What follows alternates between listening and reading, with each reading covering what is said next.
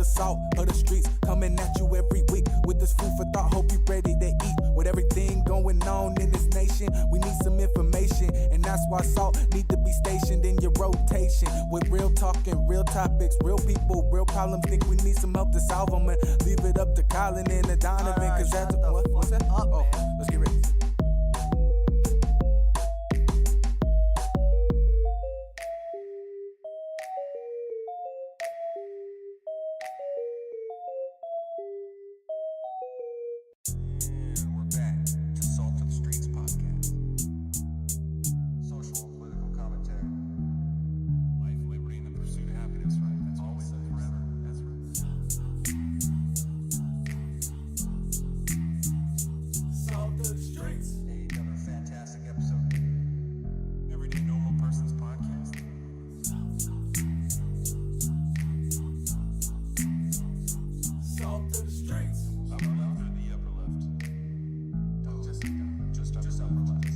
Welcome to the salt of the streets, coming at you every week with this food for thought. Hope you ready to eat. With everything going on in this nation, we need some information, and that's why salt need to be stationed in your rotation. With real talk and real topics, real people, real problems. Think we need some help to solve them, and leave it up to Colin and the Donovan. Cause that's what's that? Let's get ready.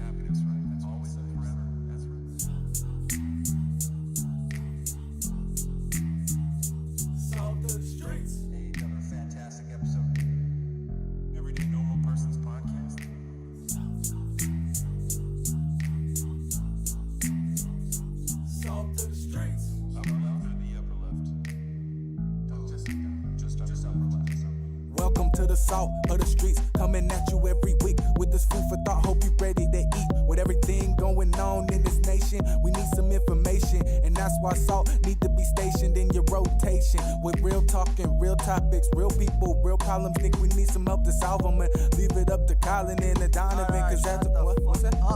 Let's get ready.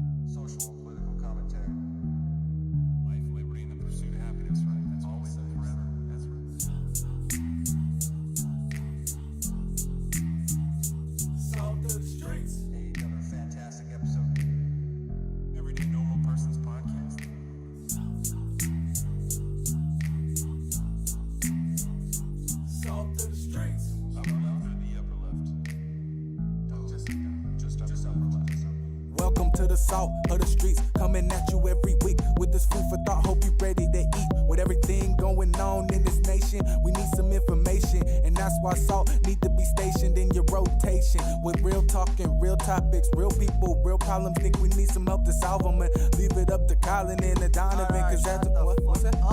Let's get ready.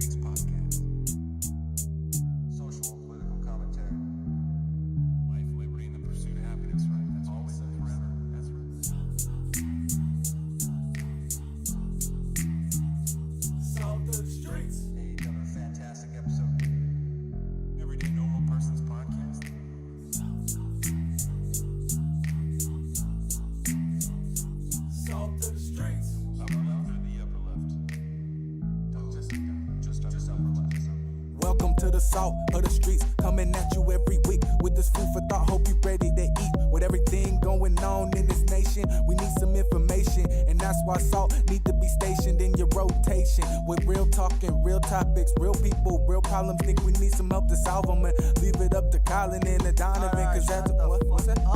Let's get ready.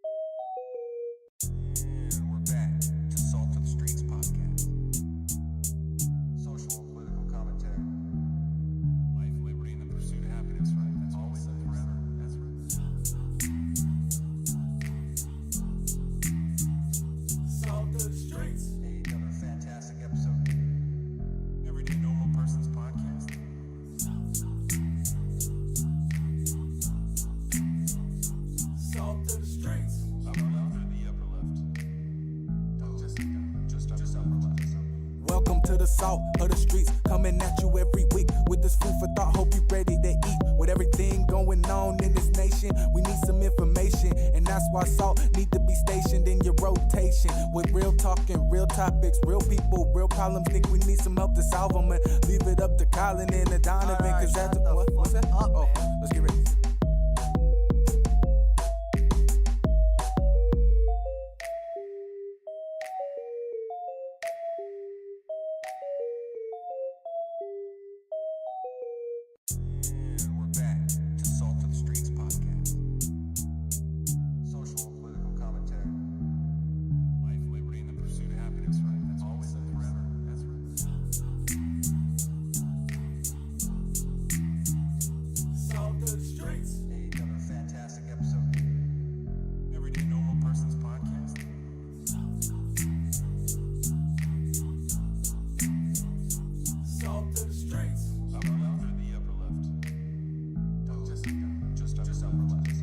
Welcome to the salt of the streets, coming at you every week with this food for thought. Hope you ready to eat. With everything going on in this nation, we need some information, and that's why salt need to be stationed in your rotation. With real talking, real topics, real people, real problems. Think we need some help to solve them, and leave it up to Colin and Donovan, cause that's what's that? Oh, let's get ready.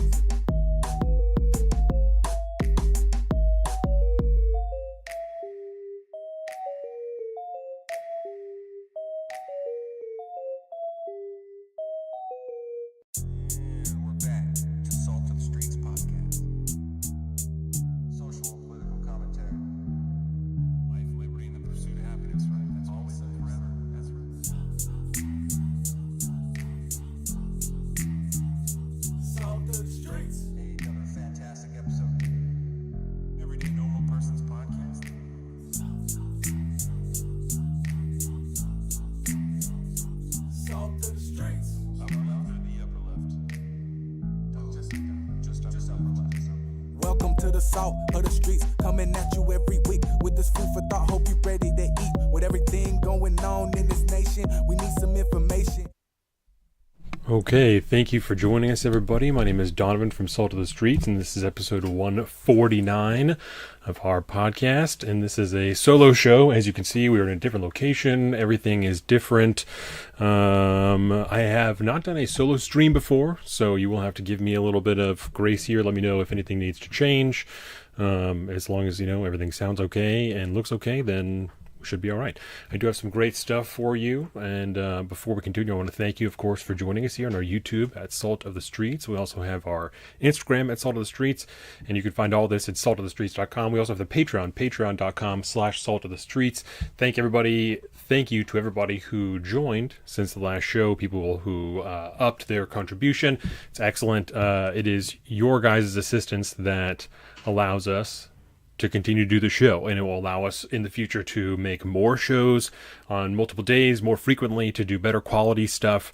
As you can see, I'm in my office right now in my basement. This is what Colin calls the bomb shelter, right? You can see this is all the medical supplies and everything here, and I have the safe down here, and we will be busting some of this stuff out over the course of the show, because we're going to be talking about, of course, if I'm doing my solo show, we're going to be talking about guns, right? So we're going to be talking about some pistol brace stuff going on, and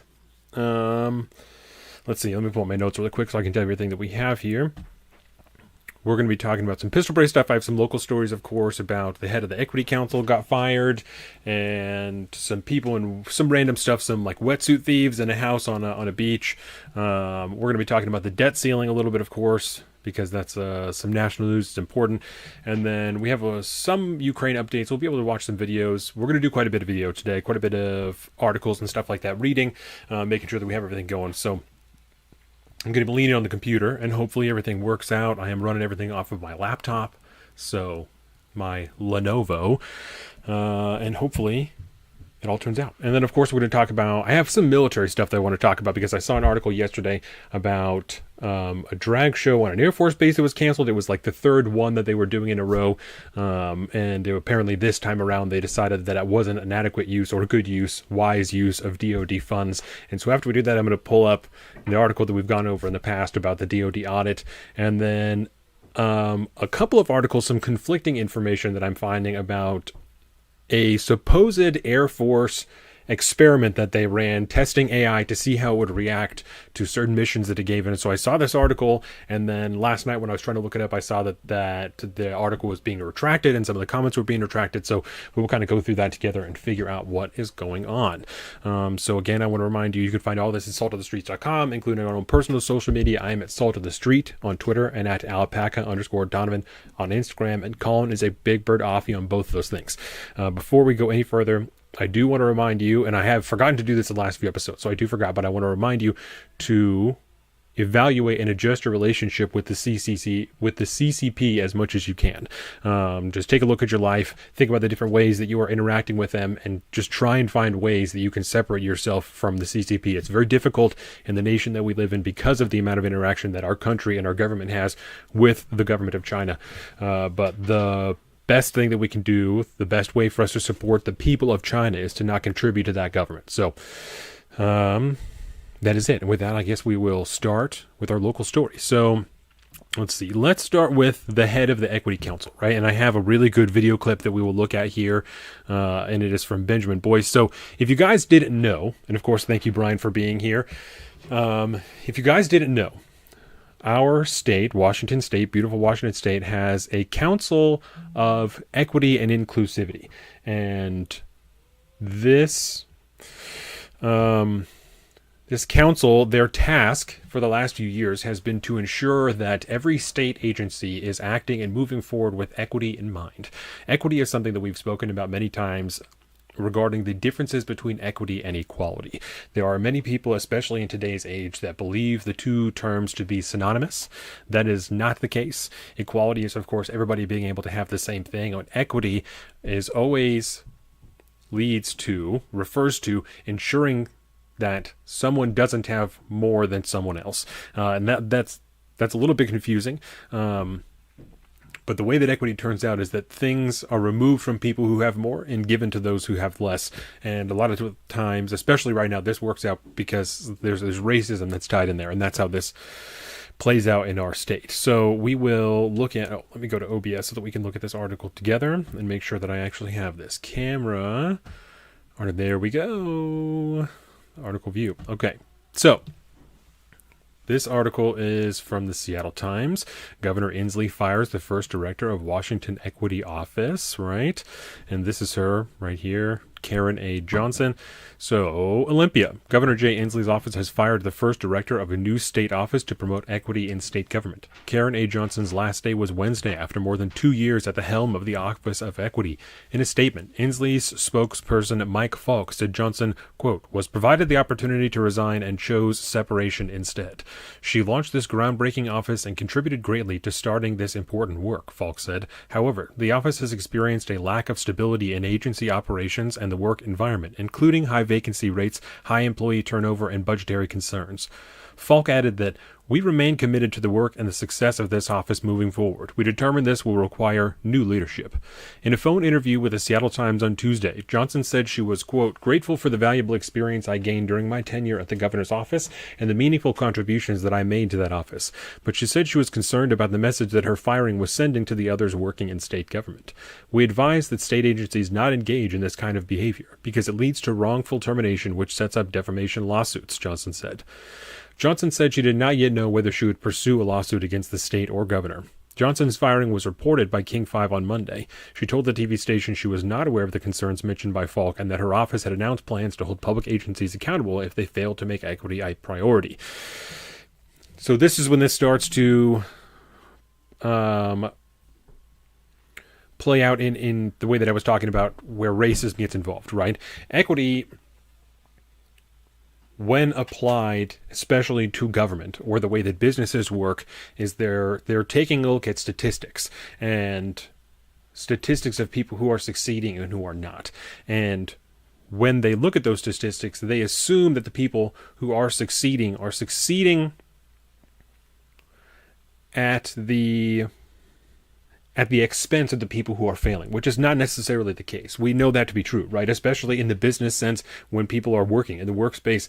Just because I'm getting paid more because I'm more productive does not mean that I'm taking advantage of you. It does not mean that I'm doing something harmful to you because I'm progressing more. It doesn't mean there's something inherently good about me or inherently bad about you. It means that I'm working harder at this business than you are. It also doesn't mean that our bosses are racist or favor me over you because I'm getting paid more. As I just said, a lot of times it has to do with productivity. That's in a fair business. That is how you get paid more, is you are more productive and they pay you more money. And if you're less productive, you get paid less money. That is how a good, profitable business runs, where they incentivize good work and people who are good workers. That's how you keep people around who are good workers. You pay them, you reward that behavior, and you disincentivize people who are bad workers by not giving them raises, by not giving them extra time off, by not giving them leeway in their activity at work. I think everybody has had this experience before. If you're at a job, if you do well there, you will have leeway in your behavior. It is maybe going to be okay if you're late once or twice, whereas someone else who isn't as productive as you could get fired if they're late once or twice.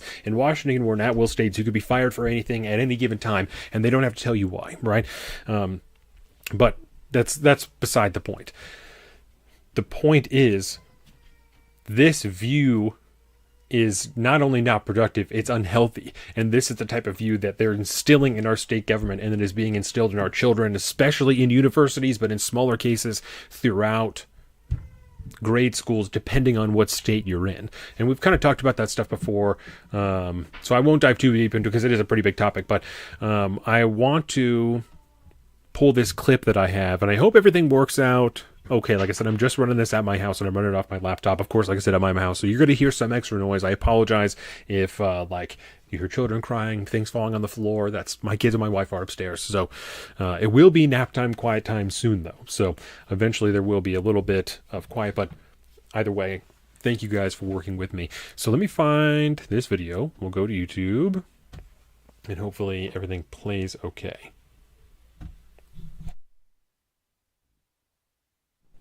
Excuse me, I just burped. Want to make sure I didn't get that. Okay. And this clip, while I'm finding it, is from Benjamin A. Boyce, and he has done a ton of different videos, but one of the things that he's done is a documentary on the Evergreen State College. And if you guys will remember, a few years ago, we've talked about this many times as well, a few years ago, there was a professor named Brett Weinstein who was working there. There was a whole series of protests, and the police were called. It was a whole deal, right? And so Benjamin A. Boyce has done a fantastic documentary series on YouTube of short videos that are between like 10 and 15 minutes long.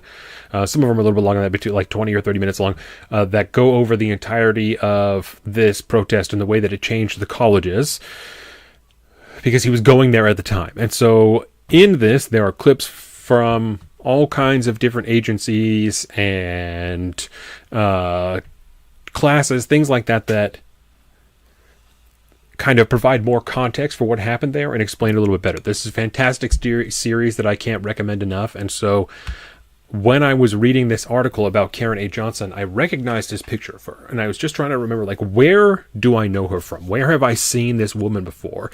And it is in this documentary series. I've watched it multiple times because it's that good. And so I scrubbed through, this is from episode 11, so I scrubbed through 11 episodes last night so that I could find it, so we could watch it together, because I think it's important, even though this woman is no longer the head of this council, the type of work they're doing is exactly the same. And I think it's important, especially if you live in this state, to understand that this is where your tax dollars are going, because this is a taxpayer-funded organization. Because, of course, and I'm not bashing this. This is the reality, right? Anti-discrimination is a very big thing in this state. It's something that there are a lot of court cases that are involved in. And it's very important. Of course, it's wrong to discriminate against people. We've talked about that here. You have the freedom to do what you want, but in my opinion, it's morally wrong to discriminate against somebody for some type of indisputable characteristic, or not indisputable, a characteristic that they cannot control.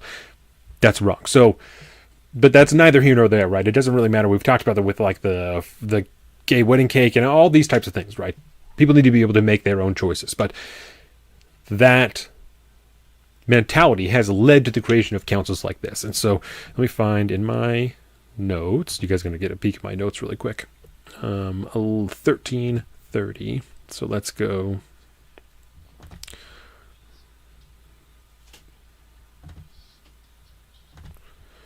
I'm going to turn it down just a little bit. So it seems a little bit loud. Okay. And 1330, and I'll kind of pause this a little bit as we go over it. But there we go.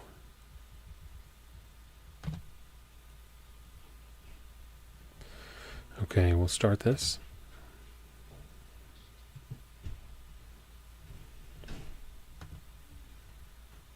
We'll go back just a little bit because I want to make sure that we hear that whole thing. So we'll start right here.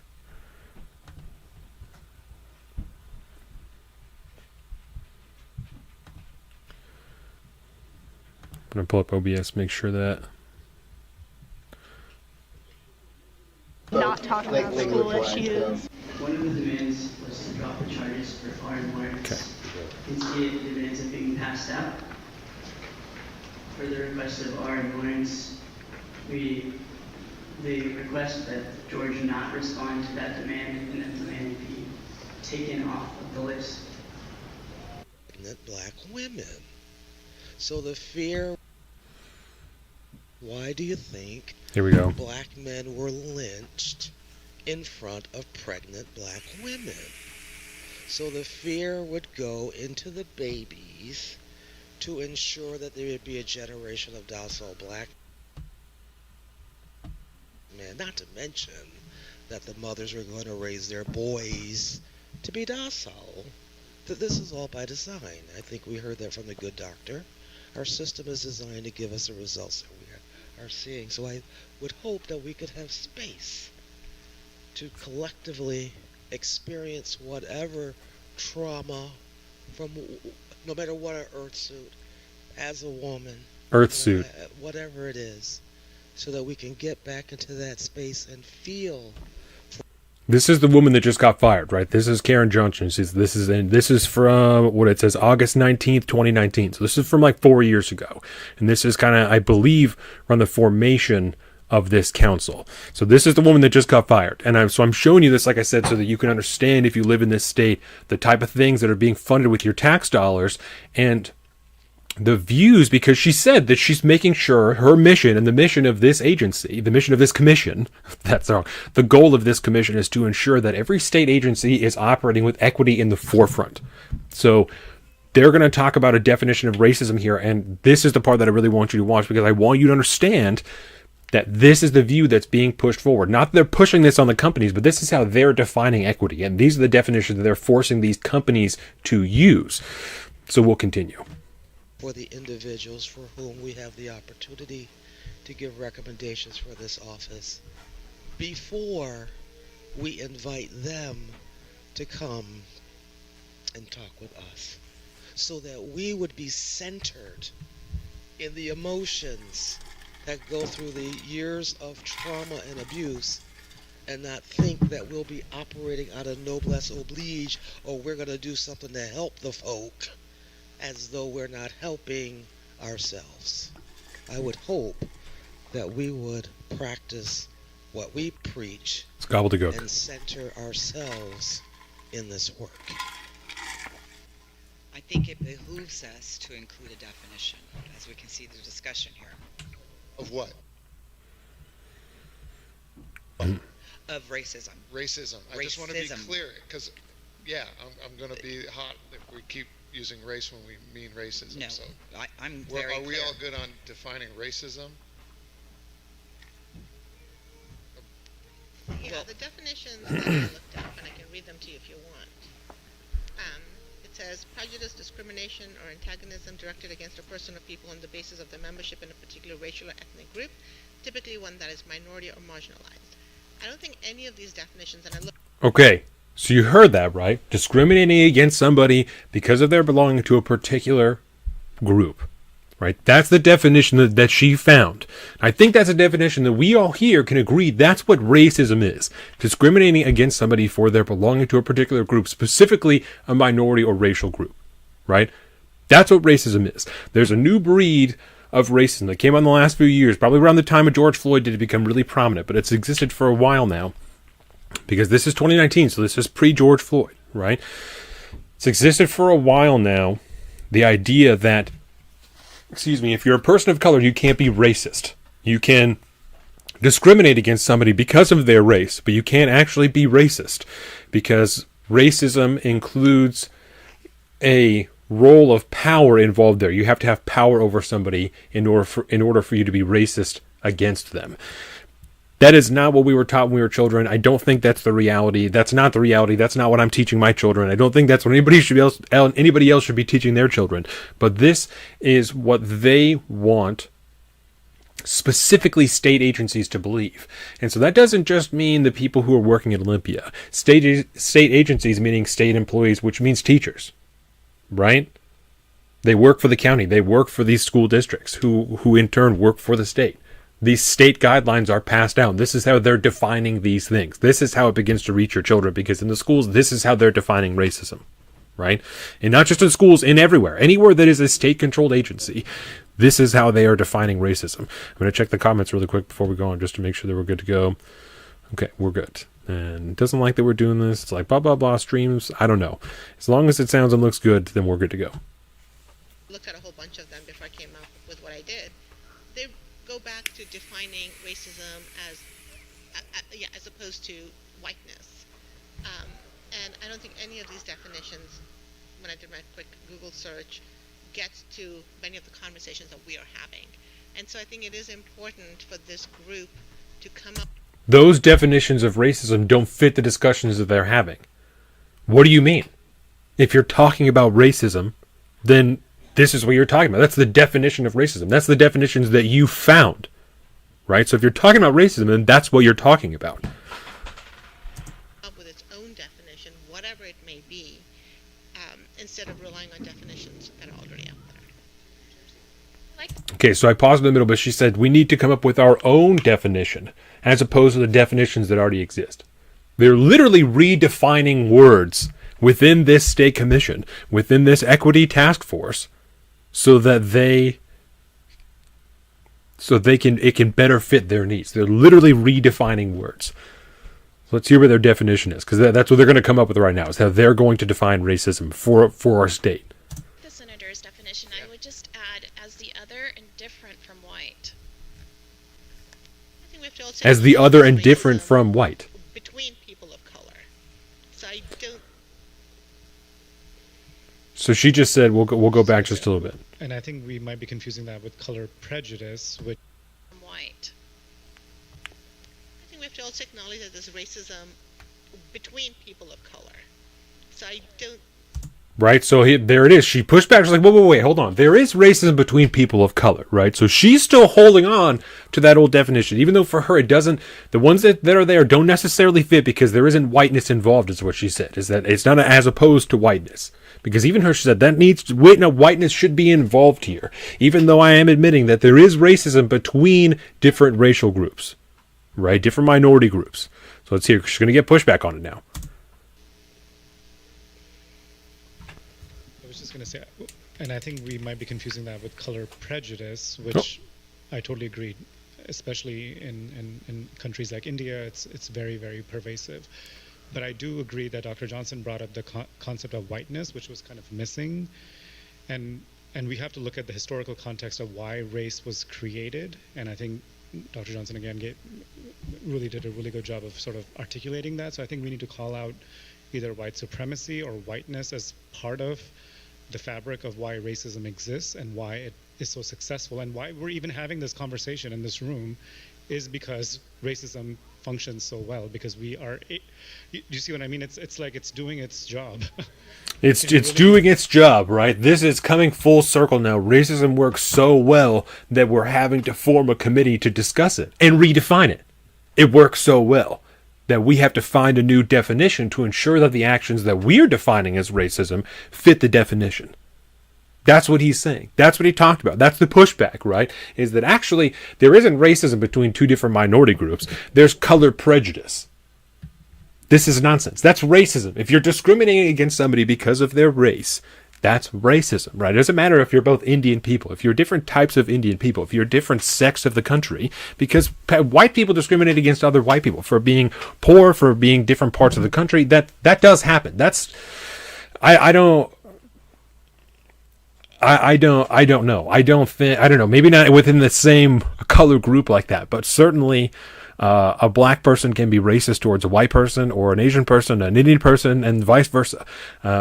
These are racist acts. That is racism. It's color prejudice. I mean, that's just a synonym for the same thing, or a particular instance of racism, if it's whatever, between two different specifically minority groups. But it doesn't exclude it from being racist, because it fits a different definition of something else. It makes it synonymous in certain instances.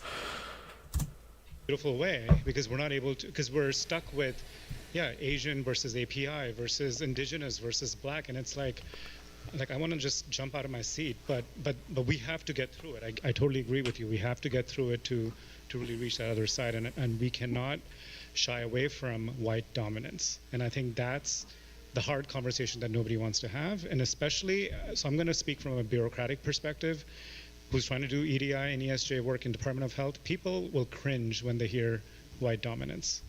They're going to run away from people like you and me, because, and maybe I'm not the messenger for that, but that is something that we have to dismantle and really challenge. And I think that's a whole different type of conversation we need to have. And they have to redefine racism to ensure they can do it. That's because white dominance isn't inherent within racist action or racist behavior. Because as we just talked about, different minority groups can be racist against each other.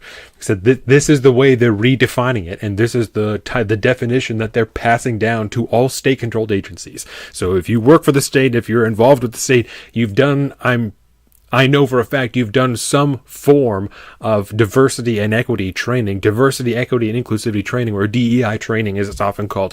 This is the definition they're using. This is the type of stuff that they're teaching you, that they're asking you to operate within, the framework they're asking you to operate in when you're working for or with a state agency. This is not right. And that's why it's not the equality task force. It's the equity task force, because it has to be someone else's fault. It's not just that there's a disparity between these groups. It is someone else's fault. It is the better benefiting group's fault that these people are not benefiting, because it's not equality. That's equity. So let's see if there's any more in this clip. Which may not be for today either.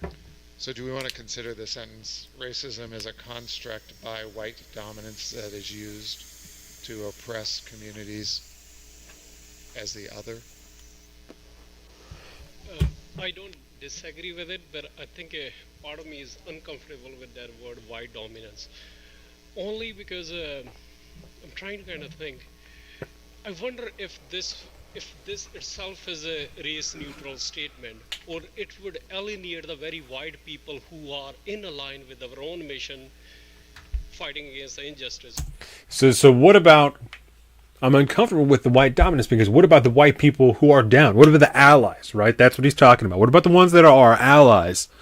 I don't want to isolate them, because not all white people are racist. This goes against this central principle. If you are right, if you are white, this is not us, right? This is the dominant ideology this is operating, because he's going to get pushback from this too. If you are white, you are racist, because you are benefiting from a racist system. Your family or you have taken part in this system that has put you on top of minority groups. So even if you don't think that you are inherently. And that's what these books like White Privilege and shit like that and all this DEI training are telling you, that you are racist. You do have latent racism inside of you because you are white. It exists in you. And it's your fault that these statistics, that these groups have turned out the way that they have. It's your fault, because you came out on top. Even though you had nothing to do with it, we're 3-4 generations separated from the things that we're talking about. This is still your fault. Or creating socially equitable atmosphere. So I understand the historical perspective, I understand all that. It's just that word itself, I just feel like, I wonder if it will be more alienation type of word. Alienation type of That is word. a place a lot of people get to in this kind of conversation, and I think we're going to need to decide whether we're committed to bold action. Yeah, Sorry, that's the next section. Or whether we want to Defoe here. Defoe would have been all over this one, but What if we added the system, the white system? Is that what we're really talking about? And that's what I was just talking about, right? Is they're not even talking about just white dominance or white people. It's the system of whiteness that you have come up in, that you belong to. That is who is at fault here. And that's why you're inherently at fault. That's why you are inherently racist, is because you belong to the white system. Dominance in the system. Dominance is even a step down from white supremacy, which is kind of what we're really... It's not strong enough. Are we committed to bold action? Supremacy, or should it be dominance? Or a system of white supremacy? Weird, but do we have any white allies who might want to comment about Mandeep's concern? Let's see it. Who's going to step up? So I would be, I believe, addressing it as the system of white supremacy is getting to the root of what created this idea of racism, and where you're going into all of these definitions, and that just calling out that system that was created to establish white supremacy will system of white supremacy be able to kind of cut right to the direct source of these concerns. I might be leaning a little bit too much. That's Benjamin Boyce. He's the one that makes these videos.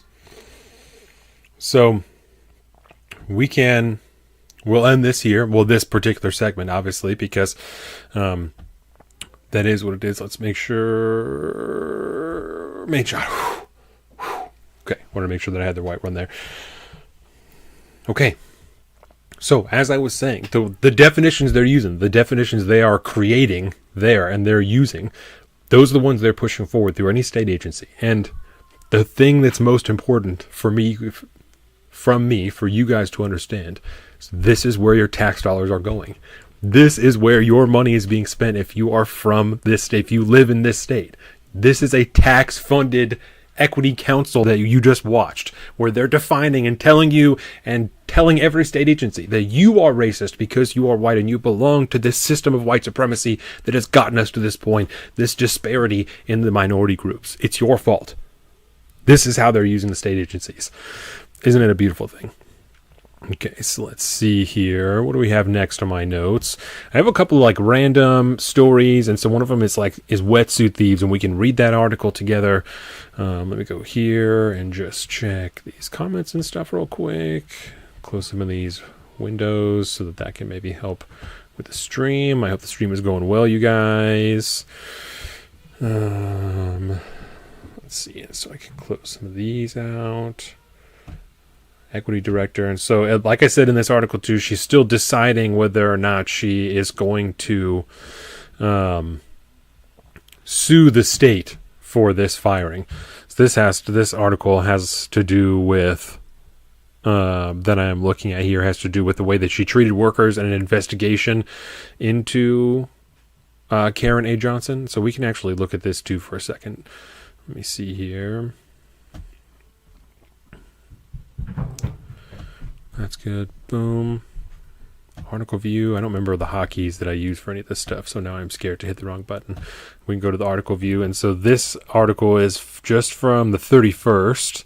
Olympia, a month-long investigation into Karen A. Johnson, the former state Office of Equity Director, found several issues with how she treated workers, including that at times her conduct suggested bias or insensitivity.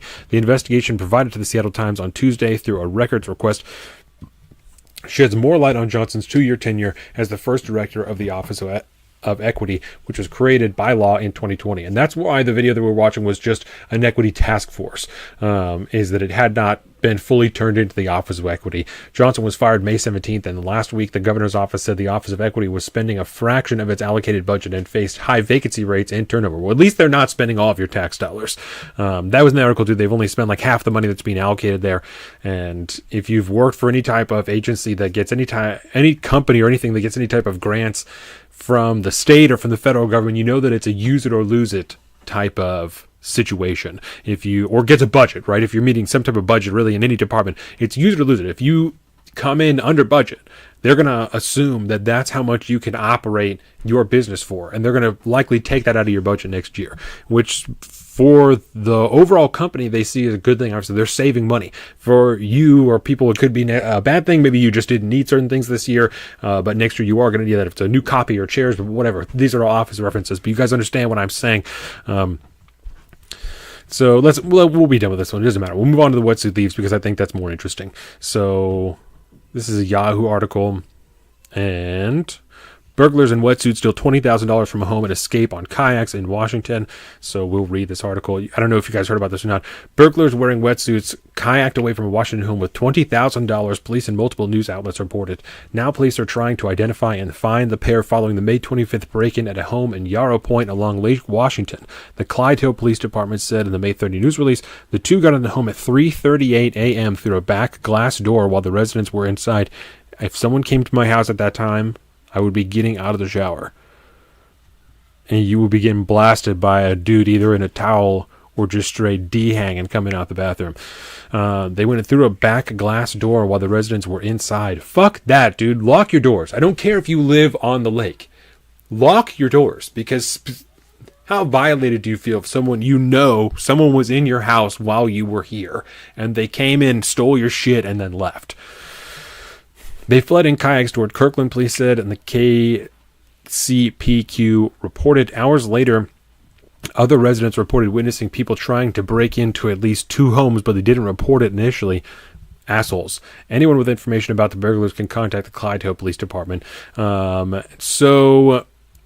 and this comment says here that it was an unsecured safe, and I did say that I was hoping this article was longer, but I guess it's not. So the money was left in an open safe in these people's home, and that's how it was able to be stolen. There were some other things that were stolen. It's bad news. The crime here is getting horrific. There is a coffee stand in Bremerton that we enjoy that was broken into this week. They stole a bunch of money that was in there and like $1,000 in Red Bull or something like that. Just a bunch of dumb stuff. It's wrong. We've mentioned many times.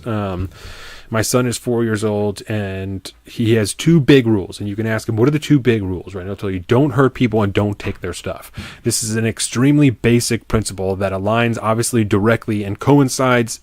It is inherent within liberty. If you want to be liberated, if you want to be free, you have to be able to have property. You have to be able to own things. The inherent responsibility that comes with this intrinsic right is that you respect other people's property. You don't take other people's things. It's wrong that people are doing this shit. The moral, whatever. I'm not going to go into a whole deep thing. I don't have a. Uh-oh. Looks like we're getting a phone call here. Hello, sir. What's up? Hello? Hello, sir. Can you hear me? I Sir, can. I'm calling from a very interesting Wi-Fi situation. Is that what you're doing? Yes, I am. Where are you at? How is the show going? The show is going good. I was just talking about, I don't know if you heard this story or not, some people in wetsuits that used kayaks to steal shit from some houses on Lake Washington. What? Yes.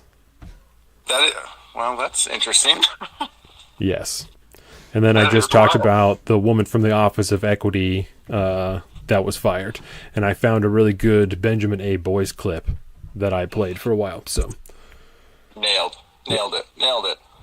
Well, that's fantastic. I take it you're still. Are we live right now? yes, Or sir, did we you are. Take a break? No, we're live right now. Fucking sweet. I was hoping we'd just jump into it. I love it. How goes the fishing? Well, the fishing is really good. It's the catching that is the problem. Oof. But we did all right this morning, actually. We just got back, take a little lunch break, and we pulled in, I think, 8 fish on our boat. Nice. So it's picking up, so that's good. That's good. I'm happy to hear it. It also helps that it's like 90 degrees and just gorgeous. So Well, yeah, and now are you guys out on Blue Lake still, or are you on a different lake? we're still at Blue Lake. Yeah, and that's a beautiful lake. Yeah, it's popping this year, man. There's tons of people here, which is super weird. Yeah. But it's cool. Well, I feel like the weekend before and after Labor Day or Memorial Day are usually pretty busy as well because people try and avoid it. So like, well, we'll go camping the weekend after Memorial Day, thinking that they're being slick, but really they're idiots. Yeah, and I think everybody's like caught on to how this works now. So we might have to push it back another week. Right. Next year.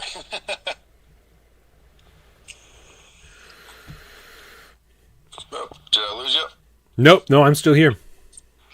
No, I'm doing the same thing that you're doing. Hitting my vape. Oh, hell yeah. Good shit. Yeah, it's been pretty nice. We got a bunch of a few big-ass trout, too. Nice. Yeah, so all it's, rainbows out it's there? Good, man. Yeah, I'm excited. Nice. So, what else you got? You got anything for me?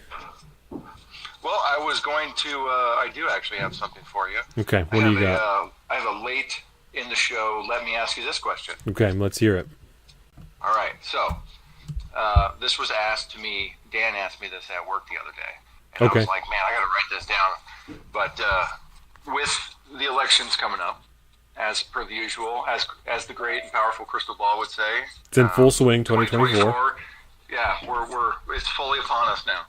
But thinking about as all these candidates start coming out and they start making some vocal and all that, what I'm going to ask you your top 2 main issues that you would be interested in their stances on, because I'm pretty sure if anybody has listened to the show for any amount of time, we know probably the top concern of yours being like 2A. But if you had, what's your next top issue that you're most interested in hearing from these politicians? You are definitely correct about the 2A thing. Yeah, that I think that guns is probably, if I had to pick one thing, like what are you most activated about, it's probably firearms. Which is really funny that that's how it worked out. You know, we've talked about this a million times, but that's just, I never expected that this is the position that I would be in, that's what I cared most about, is firearms. It's so ironic. Yes. Oh, beautiful. But yeah, when you're thinking about your second, what you've been feeling lately? I think something that would be very important to me would be, and this is very general, but I can be more specific, is like money in politics. And so on one particular vein, it would be the money involved in elections, right? Trying to do something to curb the amount of corporate influence that is involved in elections, because I think that's one of the largest problems, but also involving the amount of money that civil servants in general are making from private corporations while they are in civil service. I think that is a huge problem. And one of the terms that I learned in this month's book club book, last month's book club book, By the People, was governmental sclerosis. And that term defines, or its definition is when businesses and government are so intertwined that there's no hope of them being separated. And I believe that we've reached that point in government. And so anybody who can try and do something about that is going to be a big winner for me. I think that's a good one, and because that's like, you're talking like Chevron deference type of thing, right? Right. And like, I think a lot of that stuff comes back to, the Supreme Court and the whole concept of like, well, corporations are people too. Like, well, no, kind of, sort of, but kind of fuck off. And I believe I was listening to the old Commentary Magazine boys on Thursday before I took off, and I guess there's some kind of court case that's going to affect a little bit of the Chevron case. So the dude that was on there was talking about all these various SCOTUS rulings that are going to be coming through over the next season, and he was really interested in that, and I think that might affect that issue, so we might have to check into that and see what's going on. Yeah, that would absolutely. be killer, man. I'm tired of these fucking corporations they act like people in all ways now, and it's like, you gotta stop. Pride Month is it's like a perfect example, because all the major corporations start doing stuff for Pride Month. Right. And that's like, it's just, corporations trying to act as like these social entities, like they're people, and trying to like get into the culture and the society. And it's like, I kind of just wish you were a business and you left the cultural influences to us. Right. Yeah. I think that'll be nice. Hopefully we'll get some rulings, I think, October-ish of this year, but towards the end of this next session, yeah. Yeah. One of the things that I took issue with in the back end of this book, right, was And I'll have to show it to you when you get back because there'll be a better understanding of it. But he was talking about the amount of money that corporations are like paying the higher management. Okay, he was talking about the disparity of wealth and how if we wanted to have a prosperous nation, Charles Murray, right? This is the person I'm talking about. If we wanted to have a prosperous nation, then we needed to be comfortable with the idea of reallocations of wealth. And one of the reasons we need to be comfortable with that is because of the disparity in how much higher executives make in corporations as opposed to the people at the lower levels of the company, and how the people in the executive portions make so much money that those positions inherently attract the best people that we would want to be working in government, right? And so our government is failed because we don't stand a chance of having the best people working for it because they stand to make more money somewhere else. Does that make sense, what I just said? Yeah, 100%. Why would you be a civil servant when you could go work in the private sector and make way more? So Kinda the like the issue revolving door thing. and the issue that I took with that is because if you want to be a civil servant, it's not supposed to be about the compensation that you make, right? So if we have corporations who are making millions of dollars, billions of dollars, and so they have the profit, the money flowing through them, the cash flow to pay those people that money, whether it is morally wrong or not, right? If you want to be a civil servant because you want the best for your country, the idea is supposed to be that doesn't matter, right? And I know we're in a different time, but the people the founders of the country, the people who first served in government, were taking loans out from banks in foreign nations because they weren't making enough money working for government, and they were doing so much work there that they didn't have time to tend their own farms and shit. Like these people they're losing money because they're doing what they think is the right thing, which is to serve the government. But now he's taking Charles Murray, who believes in small government. That's like the argument inherently, is a libertarian argument. He is taking issue with corporations paying people more and taking away the good talent from government. Which I understand, but I've heard people make the argument similarly, but kind of reversed, to say we need to offer these politicians way more money and people that work in the government way more money so that we can compete with the private sector and people won't feel as obligated to come in, get the experience, get the resume, and then go make a bunch of money in the private sector. Right.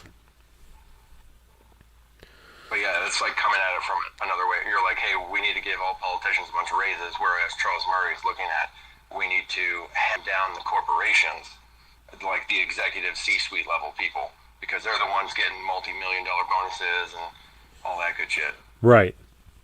So yeah, it's which is a weird view. the same coin. And it's a weird opinion, I thought, from a libertarian person, from someone who's arguing from the perspective of a small government, is we need to use this small government to take money from the top of the corporations and reallocate it to people at the bottom. That's a very odd, small argument take, you know? It is. Like, it's very strange, because I feel like other people that call themselves libertarians kind of make a similar argument, because corporations are like a de facto government. In their eyes, and so they feel justified in like coming after them. Right. It's like I don't think that's like the, I'm a little bit more extreme obviously in my own personal things, but I mean even on like the most center libertarian level, that still seems like a pretty wrong way to address that issue if you're looking at it through like an ideological lens of libertarianism. And I don't see. I guess the only argument that I can see for how that's a small government endeavor is that the amount of people at the top of the financial brackets that have the amount of expendable income that you would want to be taking is a very small amount of people. There aren't that many multi-billionaires on the planet or in the country, So it's not like they're going after 10,000 people to reclaim money from. It's like 3,000 people or something like that who have that amount of money that they're trying to reclaim from them. But I don't know. That seems if feel right. and it's immediately defeated by the Biden administration argument that we need 80,000 more IRS workers to go after these people because we don't have the resources to do it now. So you have to grow the government, at least under the thinking that's currently going on. You have to grow the government in order to try and reclaim the money that those people even owe the government, quote unquote, now, not even including what they would if we were trying to reallocate wealth on a larger level. That would be so, I just, like, the level of growth, exponential growth in the government would be insane if that was to happen. Like, that's, you don't go down that road, man. There ain't no slippery slope there. That's like walking off a cliff. It's like, if you grow the government, bring in a new bureau, or just drastically expand the IRS, even more than 86,000 new agents or whatever, get sub offices, sub agencies, all this stuff. Next thing you know, the government fucking will control all the money. Jeez, you cannot go about it that way. At the very least, you would be creating a new office within the IRS that would just be dealing with the reallocation of wealth. Like, it may not turn out to be a whole new executive administration, but it would certainly be a new office within the IRS with a new, chief officer of reallocation of wealth or whatever. Oh, yeah. Yeah, it is. And it would have to be somebody very, friendly to the media. Yeah. They'd be out there front and center all the time. But, because to, relate to the problem, because it is kind of a problem, the fact that these people have shit tons of fucking money and they kind of generally just run businesses. Right. Which I understand, but also there is a lot of difference between what the C-suite people make and what everybody else at the company makes. There's no arguing that. That's like a reality. And it seems pretty shady if you ask me. You don't necessarily need to do that. But I feel like the only way to actually truly address it in a truly libertarian friendly manner is just to do things like boycotting the company because you don't like what they're doing. Don't give them the billions of dollars, kind of vote with your pocketbook type of thing. Right. But even that, that's a tough sell to try to do. Well, and I've argued for some time that I think from a government perspective, the easiest way to get people, individuals with insane amounts of money or very large corporations to pay more in taxes is to incentivize them with tax breaks. If you donate money to this type, I'm sure a lot of moral questions about that and conflicts of interest and whatnot, but if there are particular departments or pieces of the government that need more money, if you cut a deal with a certain corporation, listen, if you give this money to this department, then we'll give you a tax break on this. And I understand the conflicts of interest and that people being concerned that particular branch of the government would then be beholden to this corporation or this whatever. But I don't see it that much different as just scooping that much out of them in taxes and giving it to that administration anyway. If we can see your tax bill, we know how much you're paying anyway, and we know what the budget is. So, and the way they always do taxes, those exact specific companies wouldn't be the only ones caught up in paying into that system. Right. They'd probably be paying the fair share, but people that wouldn't necessarily be involved in that system would have to pay into it. Kind of like all companies have to pay into L&I. Right. Right. Right. It's something kind of like that, I think. Yeah. Not a huge fan of the concept, but again, these are like the really hard, difficult libertarian anarchist questions, to be honest, because you can identify something as wrong and want to be able to do something about it and need a very powerful tool to implement that because these corporations in particular are so incredibly powerful. It's not that easy to get the Bud Light effect. Right. And actually force a change to a corporation. Especially without growing the government. With Bud Light. Right. Especially if your goal is to do it as the government and you don't want to, as a libertarian, you don't want to grow the government. How do you take a large government endeavor without growing the size of the government? Yeah. Can we do this as a society and as a culture without involving the government? Right. Can we put enough pressure on it to solve the issue without growing the government? Right. And that gets difficult. But the Bud Light effect, I think, is very real. It's got its own. It's being used as a meme now. oh, the Bud Light effect is happening on this company. We're seeing it now with like Target and shit like that. I mean, Yeah. they're calling that the Bud Light effect. So it might be becoming more popular. And that might be a good sign.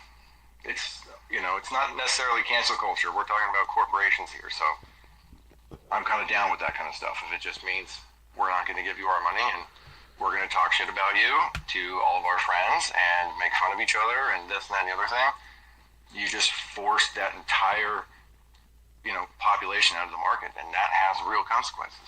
And I was watching, this is really funny, I was actually watching an episode of Legion of Skanks this week, and they talked a little bit about Bud Light, and Dave Smith was talking mostly about their stocks, and how their stock had taken a hit, and he was like, oh, but it'll probably come back, right? But they didn't mention the amount of sales loss that they were seeing, because that seems to be the biggest influence, or the kind of the biggest effect, is not necessarily the stock, because we all know that eventually it will rebound, especially if it's going down. People are going to buy it just so they can make money, and eventually it will go back up, even just by people playing the market. But outside of that, the biggest effect has been the sales drop that they've seen, and they didn't mention that when they were talking about it.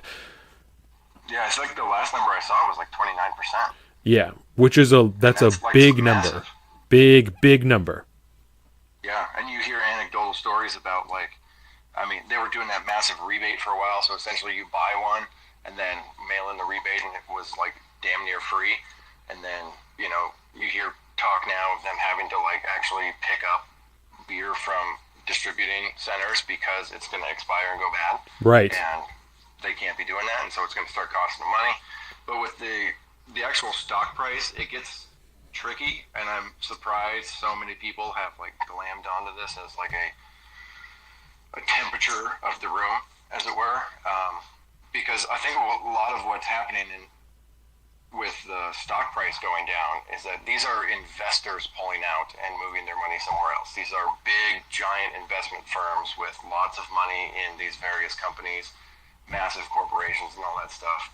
And so it's like, how much of that stock drop, a portion of it certainly is the sales drops, because you don't make money if you're not selling your product.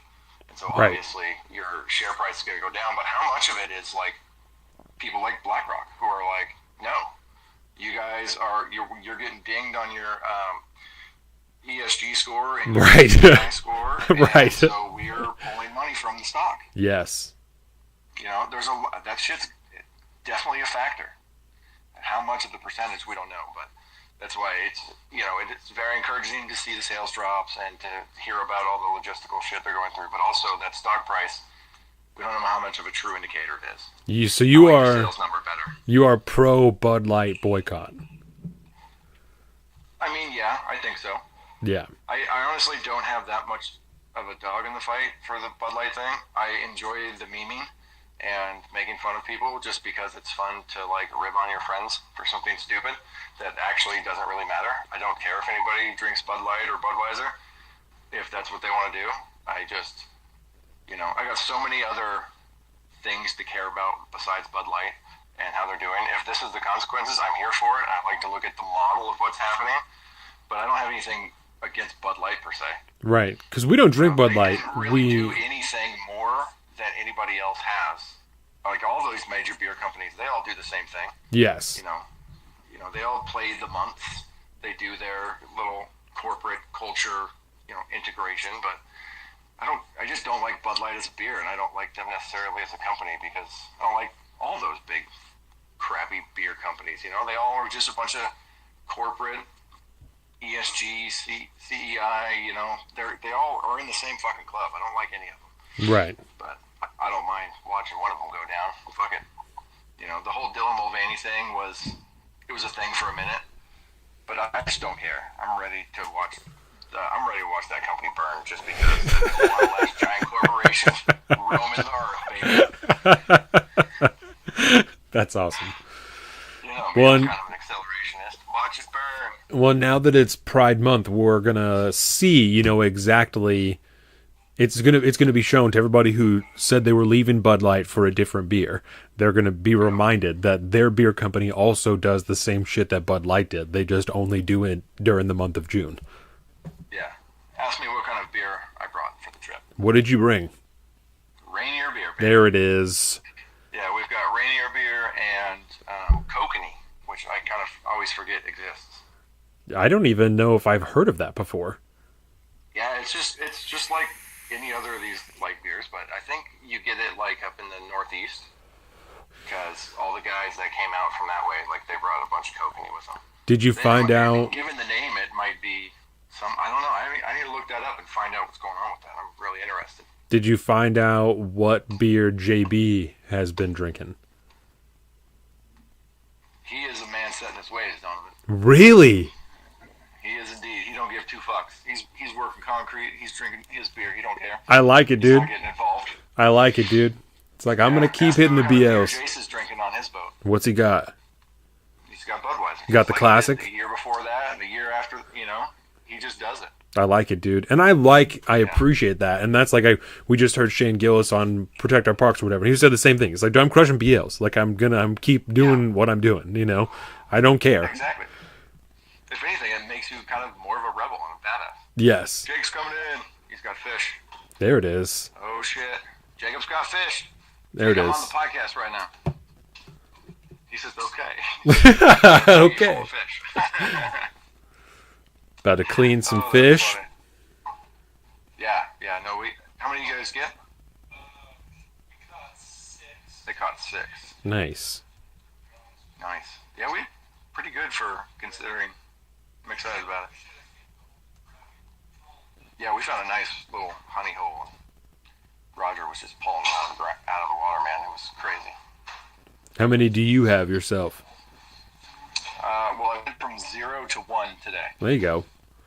Yeah, I had 1 and then it just popped my line. Bastard. Must have been one of the lunkers, one of the big fatties. Yeah. The holdovers from last year? What's that? The holdovers from last year? Yeah, definitely. The ones that got away. Yeah. That's great. Awesome. Well, buddy, I think I'm gonna head out now that everybody's kind of back. And, yep.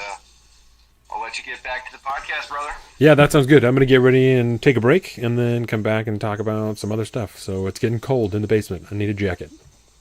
Need a jacket. Yep. Sounds good, buddy. All right. You have fun. I'll talk to you later. All right. Later, man. See you, bye.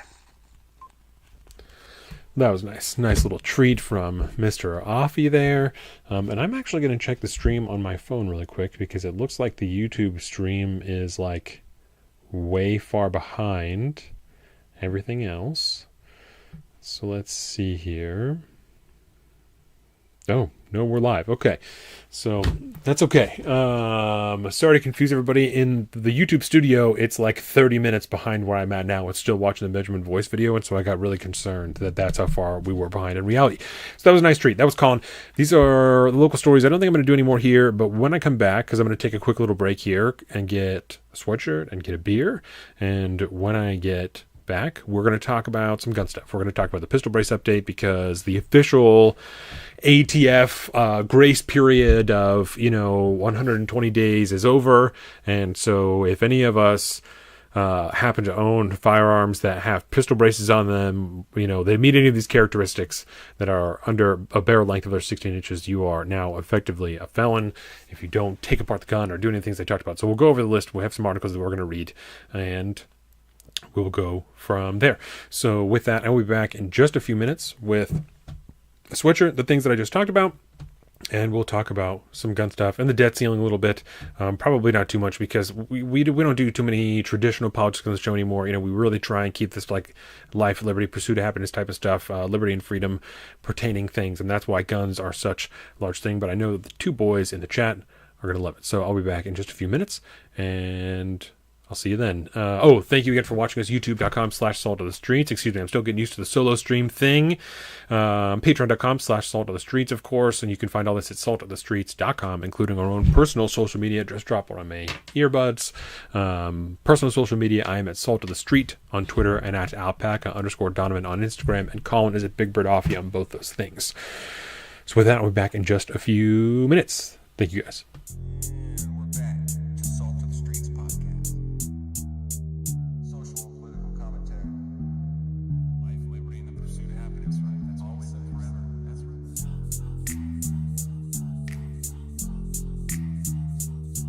to the streets. Another fantastic episode. Everyday Normal Persons Podcast.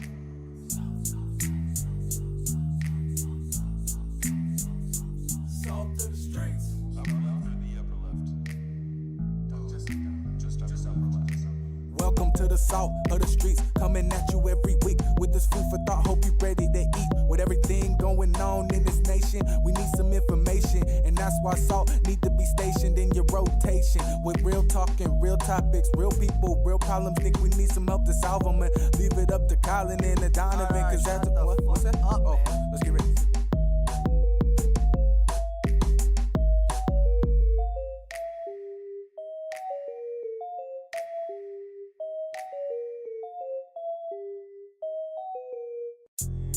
We're back to Salt to the Streets podcast. Social and political commentary. Life, liberty, and the pursuit of happiness, right? That's always and forever. That's right. Salt to the Streets. Another fantastic episode. Everyday Normal Persons Podcast.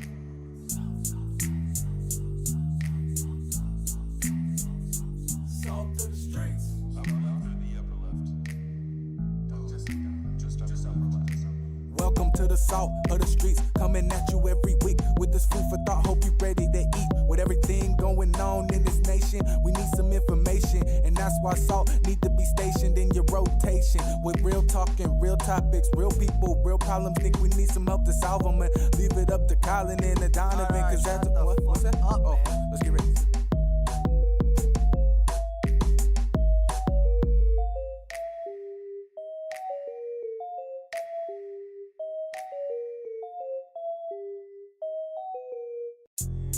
We're back to Salt to the Streets podcast.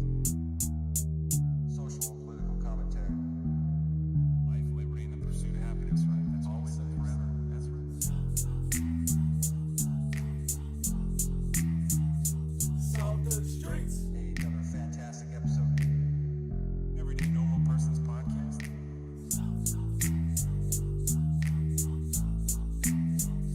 Salt to the Streets. Upper left or the upper left?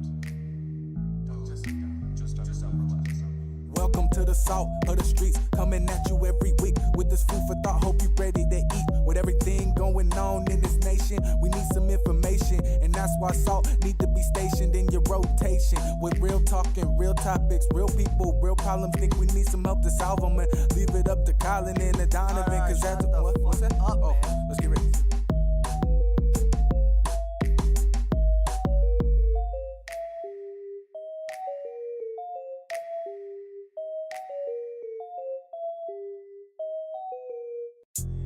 We're back to Salt to the Streets podcast.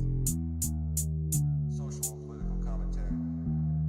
Life, liberty, and the pursuit of happiness, right? That's always and forever. That's right. Salt to the Streets. Another fantastic episode. Everyday Normal Persons Podcast.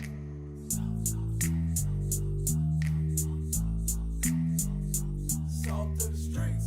Upper left or the upper left? Just upper left. Welcome to the salt of the streets, coming at you every week with this food for thought. Hope you ready to eat. With everything going on in this nation, we need some information, and that's why salt need to be stationed in your rotation. With real talking, real topics, real people, real problems. Think we need some help to solve them, and leave it up to Colin and the Donovan, cause that's what's that? Oh, let's get ready.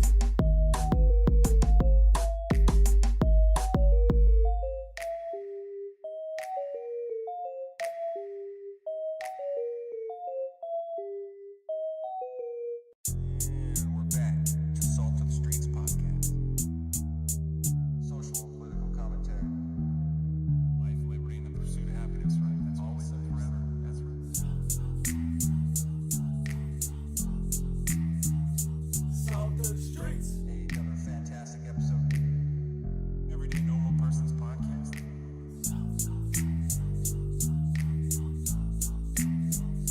Salt to the Streets. Upper left or the upper left? Just upper left.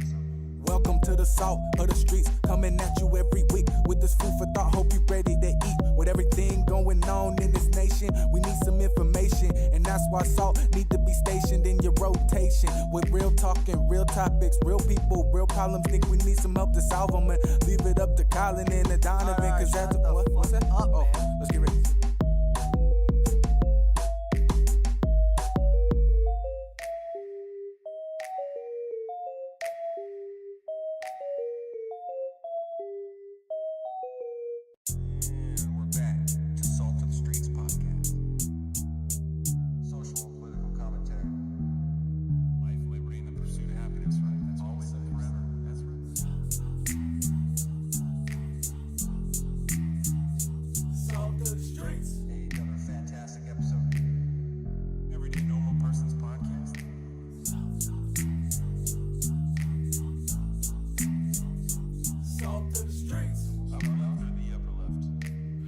Okay, and we are back from the break. Salt of the Streets, episode 149. I guess technically this is part 2. My name is Donovan.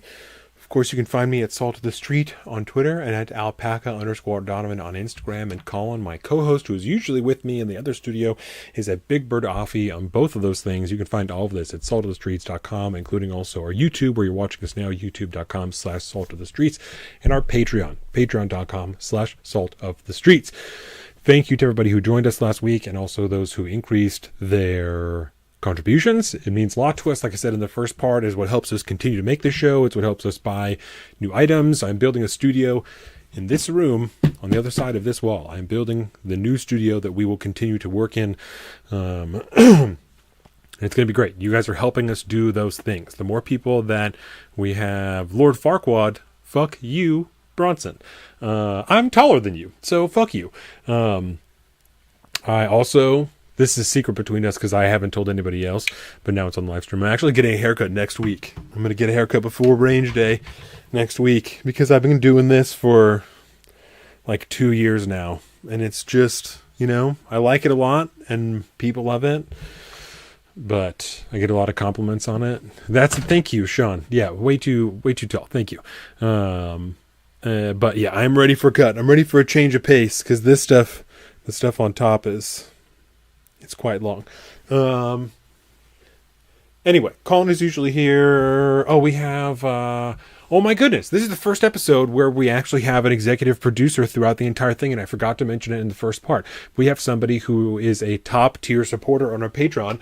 So they get producer credit on every single segment. Zeke, you were not added to the in-between shots and stuff like that yet. But Zeke, you are, in fact, a producer of this show because you are a top contributor. The guy is a top-level contributor on Patreon. So, okay, so let's get into the articles. We're going to talk about the pistol brace thing, right? I mentioned this before we got here and in the first segment that the grace period that the ATF designated for the pistol braces on AR-15s and various weapons is officially over. If you have a firearm that has a pistol brace on it, if you have an AR-15 or a rifle, some type of weapon that has a pistol brace on it, that also has a barrel of less than 16 inches, and you have not registered this weapon with the federal government, you are in violation of the NFA and are in fact at risk of a year in prison or a $10,000 fine, if I remember correctly. Of course, I believe legally I have to tell you to follow the law. And I only say that because I don't want the stream to get taken down or anything like that. You know where we stand on a personal level. You are a free human being. You are a free man. You are a free woman. There is no other human being that is better than you. There is no other human being who can dictate to you the ways in which you can defend yourself and your family and the people that you love and your property. No one else has the right to do that. No one else has the right to dictate this. No one else has the power to control you and your right to self-defense, your inherent human right. Not to mention, right, if we're talking about a government stance, your constitutionally protected right from the Second Amendment. So just put a stock on it. We're going to talk about these things, right? We will address these. I am, thankfully, right? I don't always like to take a bunch of shit over to Colin's house, but thankfully, I am at my house today. I have my safe right here, so we are going to bust out some rifles, some weapons, I guess I should say, and we'll go over some of these things. I know that you guys in the chat know what I'm talking about, know about these special specifications for the firearms and what makes things this and that and blah, blah, blah, and what's, technically illegal and what is not. But for those who do not understand the violation of your liberty, we will be going over those things. So let us Let's see. I'm hoping the article view is this. It is number 2. Okay. I said a bunch of hotkeys and I completely forgot all of them. So, let's see. I'm going to go here. Okay. So let's talk here. Okay. This article is from MSN. It's actually from the Dallas Morning News, but it's from MSN, and they aggregate all the news, right? So we'll read this article really quick. Federal agents, it's from, I don't remember what day. It probably says at the bottom. Tuesday. Federal agents found an illegal assault rifle in the closet of Garrett Miller's Richardson home when they arrested him for storming the U.S. Capitol. Oh, hold on. All right. He is now charged with illegally possessing an unregistered short-barreled rifle. Miller, sentenced in February to a little over 3 years in federal prison for crimes related to January 6th, faces up to 10 years in prison for the gun charge. Yet hundreds of thousands of people legally own unregistered firearms remarkably similar to Miller's in appearance and function, gun classified as pistols. The weapon, known better as an AR-style pistol, is modeled after popular semi-automatic rifles such as the AR-15 and the AK-47, and has a rear attachment called a stabilizing brace. This accessory resembling a rifle stock was designed originally to help those without full use of both arms fire with one hand by strapping the gun to their forearm. But over the past decade, authorities say braces evolved, transforming pistols into assault rifles intended to be fired from the shoulder by those without disabilities. Many fire high-velocity rounds that can pierce body armor. Okay, so we'll stop here. Okay, assault rifle is not a thing that a civilian can own while operating within legal bounds, right? An assault rifle, at the very least, the definition, as we know, is non-existent, but at the very least would have to be something that would be select fire. And that's not something that a civilian can own without having an FFL, without breaking the law, right? So the fact that we put a stabilizing brace on an AR-15 or an AR pistol, something with a shorter barrel, doesn't make it an assault rifle. It doesn't automatically reclassify it, right? It doesn't turn it into something more dangerous because it has a different piece of equipment on the back. It doesn't. We can literally take the stock off of a rifle, an actual 16-inch rifle, and just not change anything inside of it and just put a stabilizing brace on it. And it operates the exact same. It doesn't change it into anything else. It's the same exact thing. It's a weapon that fires a particular caliber. And then they say, many fire high-velocity rounds that can pierce body armor. Okay, they are high velocity. That's the intended use of this particular cartridge, right? Any of these weapons can fire something that can pierce body armor. There are small rounds, like they shoot out of the Ruger 5.7, the 5.7 by 29 or whatever it is. That pierces light body armor. That's not an assault rifle. It's not an assault weapon. Just because you have an FN 5.7 or you have the Ruger 5.7, this isn't an assault weapon. It still pierces light body armor, right? And depending on what type of body armor you have, I carry a Glock 20. It's a 10 millimeter. If you're wearing soft armor every day, I could get through that if you don't have the right armor. That's how these things work. If people have a huge revolver in their truck, they can pierce body armor. I mean, a lot of police officers only wear soft body armor that's only rated up to a certain caliber. So you can see the way that this article is written, that it's intended to deceive you into what the reality of these guns are if you don't already know what they are. As a result, the Bureau of Alcohol, Tobacco, and Firearms and Explosives in January reclassified such configurations as short-barreled rifles that must be registered to remain legal. Gun control advocates say the gun industry saw stabilizing braces as an opportunity to profit by helping people convert their pistols into assault rifles with short barrels. Okay, again, they don't make them anything different. Okay, we'll take something out so that we can talk about it. So, excuse me. I know that I set them in a place so I could get them. Okay. This is questionable YouTube activity. Okay. This weapon here, right?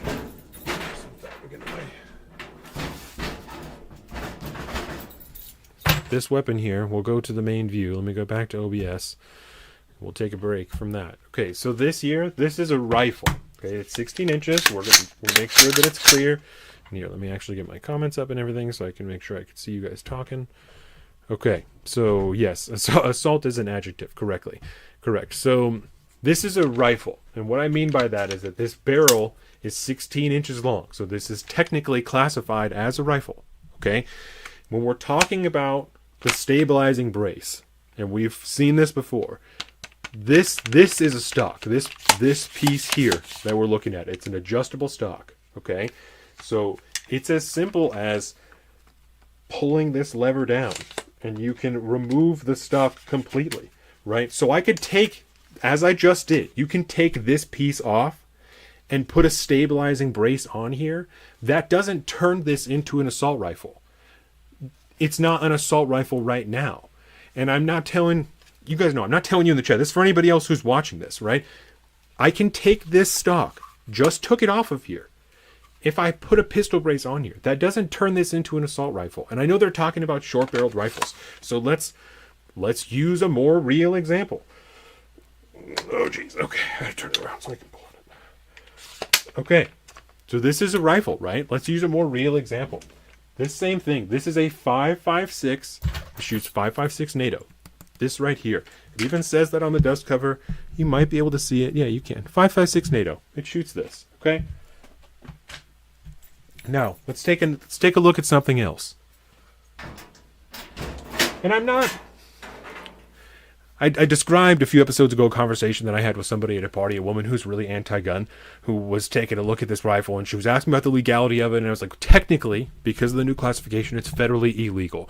So I bet that makes your girl, really excited, or it gets her real hot. Like, so I'm not telling you because I'm bragging. That's not why I'm describing this to you. I'm telling you because you're holding this rifle and you asked about the legality of it, right? So I'm not showing these things to brag. That's not what this is about. This is about freedom and liberty. This is about, as Sean said, putting a stock in it, because this doesn't make any sense from a legal perspective, from a technical perspective, from a liberty perspective, from a constitutional perspective. This is completely nonsensical. Okay? So now we'll talk about a different weapon. Okay?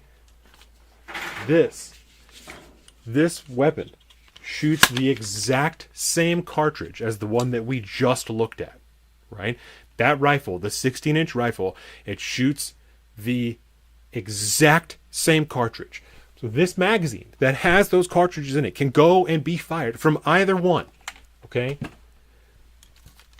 The length of this barrel is shorter. So what they're saying to you is the same thing that I just did by taking this stock off of here and putting a pistol brace on here, that it changes this into an assault rifle. That makes no legal sense. That makes no technical sense. That doesn't transform this weapon because I put a different piece on the back of it. That makes no sense. There is a stock on it now. Is it an assault rifle because there's a stock on it, or is it only if there's a pistol brace on it? How does that work, right? So the things they're describing to you, the things they're trying to convince you of, don't make any logical sense from any perspective you can look at them with. And it's because the terms that they're using are nonsensical. They are intended to deceive. That's the entire point. They are trying to coerce you into something that isn't in your best interest. They're trying to convince you that the only people who should control your self-defense, your ability to be safe, is the government. That's what they're telling you. This tool that I have, this weapon that I own, that many of my friends own, that people in this chat own, right? This I'm not calling anybody out. I'm just saying that to speak to the proclivity of these weapons, to the widespread nature, the common use, if you will, from a legal perspective of these guns. They're not assault rifles. They're not owned with the intent to destroy human peaceful life. That isn't the intent. The intent is for me to be able to defend myself the best way possible. That's what this is for. It's the same thing that we have the body armor for. We've talked about this. It's the same reason I have a belt, so that I can defend myself and my family and my property, my liberty, my rights in the best way possible. This isn't for an everyday dispute. That's not what this is for, right? And I'm not going to tell anybody how to use their weapon because it's not up to me. It's your choice. You are free to make that decision. I'm telling you that isn't the purpose of this, right? To defend myself, I carry a pistol every day. And that, for regular interactions, is likely and hopefully the only thing that I'll need. This is for people trying to take my rights. The people who actually have the power to do that have the same weaponry. Why, in any fair world, would I not have a right to be at the same place as them? What do you mean? It makes no logical sense. And for anyone to hold that belief, you have to believe that someone is better than you. That's the only way. And that's a sad, sad way to view your life and to view who you are. That there are people in this world that are just inherently better than you. I would tell you that there is some serious personal work that needs to be done if you believe there are people who are just inherently better than you. But that's what they're going after, right? So this aspect that I just discussed, that's what supposedly makes this an assault rifle. So we'll keep reading this article and we'll see what else they have here. Let's go back to the article view. And here. Knowledgeable gun owners should have known the new line of pistol braces were an attempt to skirt the law, says Lindsay Nichols, policy director for the Giffords Law Center to Prevent Gun Violence. The group is run by former Arizona Congresswoman Gabrielle Giffords, a Democrat who was shot in a 2011 Tucson mass shooting that left 6 dead. The gun industry, she said, knew the majority of their customers were not disabled. They, gun companies, were exploiting the loophole in order to make more profit off of these devices. The alleged loophole was scheduled to close at the end of the month with the ATF's enforcement of its new rule, but the Fifth Circuit Court of Appeals on May 23rd partially blocked it from taking effect in response to one of the many lawsuits filed by gun groups and owners. The appeals court said its temporary injunction pending appeal applies only to the plaintiffs in the case. The order is not expected to prevent ATF from enforcing the rule nationally. So what they're referring to, I have another article about that we can take a quick look at. It's from Breitbart, actually, and it has to do with a limited preliminary injunction on the ATF ruling, and this applies only to the actual plaintiffs in the case, right? And I'm only saying that so that people understand the legal bounds of this. This doesn't protect everybody who has a stabilizing brace. It's only the people who are involved in this case, that they are the ones who are not federally subject to these 5 scenarios that they have here, because these are the choices that you have, right? According to the federal government, as we've discussed in the chat here, as I've just discussed with you guys. I'm walking in kind of murky area, right? Like I said, I believe from a legal stance, I have to tell you to follow the law. I don't believe that I'm legally allowed to incentivize or to try and convince people or advocate for people to break the law, right? I believe that legally I have to tell you to follow the law. So as the co-owner of this business, follow the law. From someone who is here to tell you what your rights are, like I said, no one else is better than you. And you saw the things that I own. I've just put them on the internet here. I understand what the risks are. Wholly. I have children, I have a wife, I have a home that I'm doing this in right now. So I understand fully the risks. I think that, to me, this is a thing that... Let me tell the story really quick. Yesterday I was at work, and there's a guy who has an office upstairs from me. I don't want to say his name. He's a cool guy. Talked to him a bunch of times. He does bicycle stuff. He's like a national bicycle guy, and he's pretty based. He's super libertarian. And so he was talking to me about, you can't tell me what to do. You're not my dad. I would never. I'm not better than you. I would never tell anybody what they should do. So this guy upstairs, he's talking to me about the pistol brace ban. And he's like, I don't know what to do. He starts talking about how it's government overreach, and these administrations are supposed to be unbiased and totally objective, and they're doing this, and it's just so obviously biased. And in the back of my mind, I'm thinking, well, governments are corrupt. Inevitably, governments will become corrupt. Inevitably, governments will try and subjugate their people. That is how this has worked in the course of history, and it's how I believe every government will function for the rest of time, in my personal view. So this is what I'm thinking about in the back of my mind, and I thought that this guy was of the same mindset. But then he starts to think, I don't know what to do. Like, I want to go shoot him, but I have this MP5, and that has a really short barrel, and it has a pistol brace on it, and, I don't think that anybody is going to come, or like any sheriff or whatever is going to come, but I just don't know what to do if they show up and they ask me for something. And I said, you do what you want. That's the way to move forward, is to do what you want. That's the only feasible pathway forward, is to do what you want. It makes no effective difference at this point whether you have a 16-inch rifle with a pistol brace on it or it has a stock on it. It's the same thing. It always was before. It makes no difference now if you have a 12.5-inch rifle with a stock on it or a pistol brace on it. They're both considered SBR, short-barreled rifles. They're both technically supposed to be covered under the NFA. They're both federally illegal if you don't have them tax stamped. So it makes no difference. And I told him, he's like, oh, and it's, it's a federal thing, so it's just a dangerous game to play. And I said to him the same thing that I began to say to you, and that's what made me think of this, is that, I understand what the consequences are. And, I have a wife, and I have children, and I have a house, so I understand what there is to lose. To me, this is something that's worth fighting for. This is something that's worth defending. This is something that's worth standing up for. And that's why I'm willing to do this stuff on this show. That's why I'm willing to make video evidence of this here. That's why I do this. Because this is the right thing to do. This is objectively the right thing to do. There's no question of that. There is not a person in the world that could convince me that it is wrong to help people understand that their rights to self-defense are only in their own control and should never be in control of anybody else. There isn't a single person on the planet who convinced me that's the wrong thing to do. Convincing people and educating people on what their rights and their freedoms are inherently as human beings, that's the only way to go. That's the only moral right that there is. There isn't a single person who could convince me that that's wrong. And that's why I do this show. That's why I'm here doing this. That's why I'm happy to do it. That's why my wife and I have had such pointed conversations about the risks of the things that I'm doing and why I feel so strongly about this. Because this isn't just about having a gun that I want to shoot and have a good time, right? There are multiple levels to this. On a governmental level, on an American level, right? These are your constitutionally defined rights. There is a really short list of things that the founding fathers wrote down and said, of all of the stuff, this is the shit that the government definitely can't do. This is the list. You're not allowed to fuck with any of these things. This is what we're telling you. The thing we've just created, these are the limits. You can't touch these things. And that's why in the Second Amendment it says, shall not be infringed, right? And I'm not going to...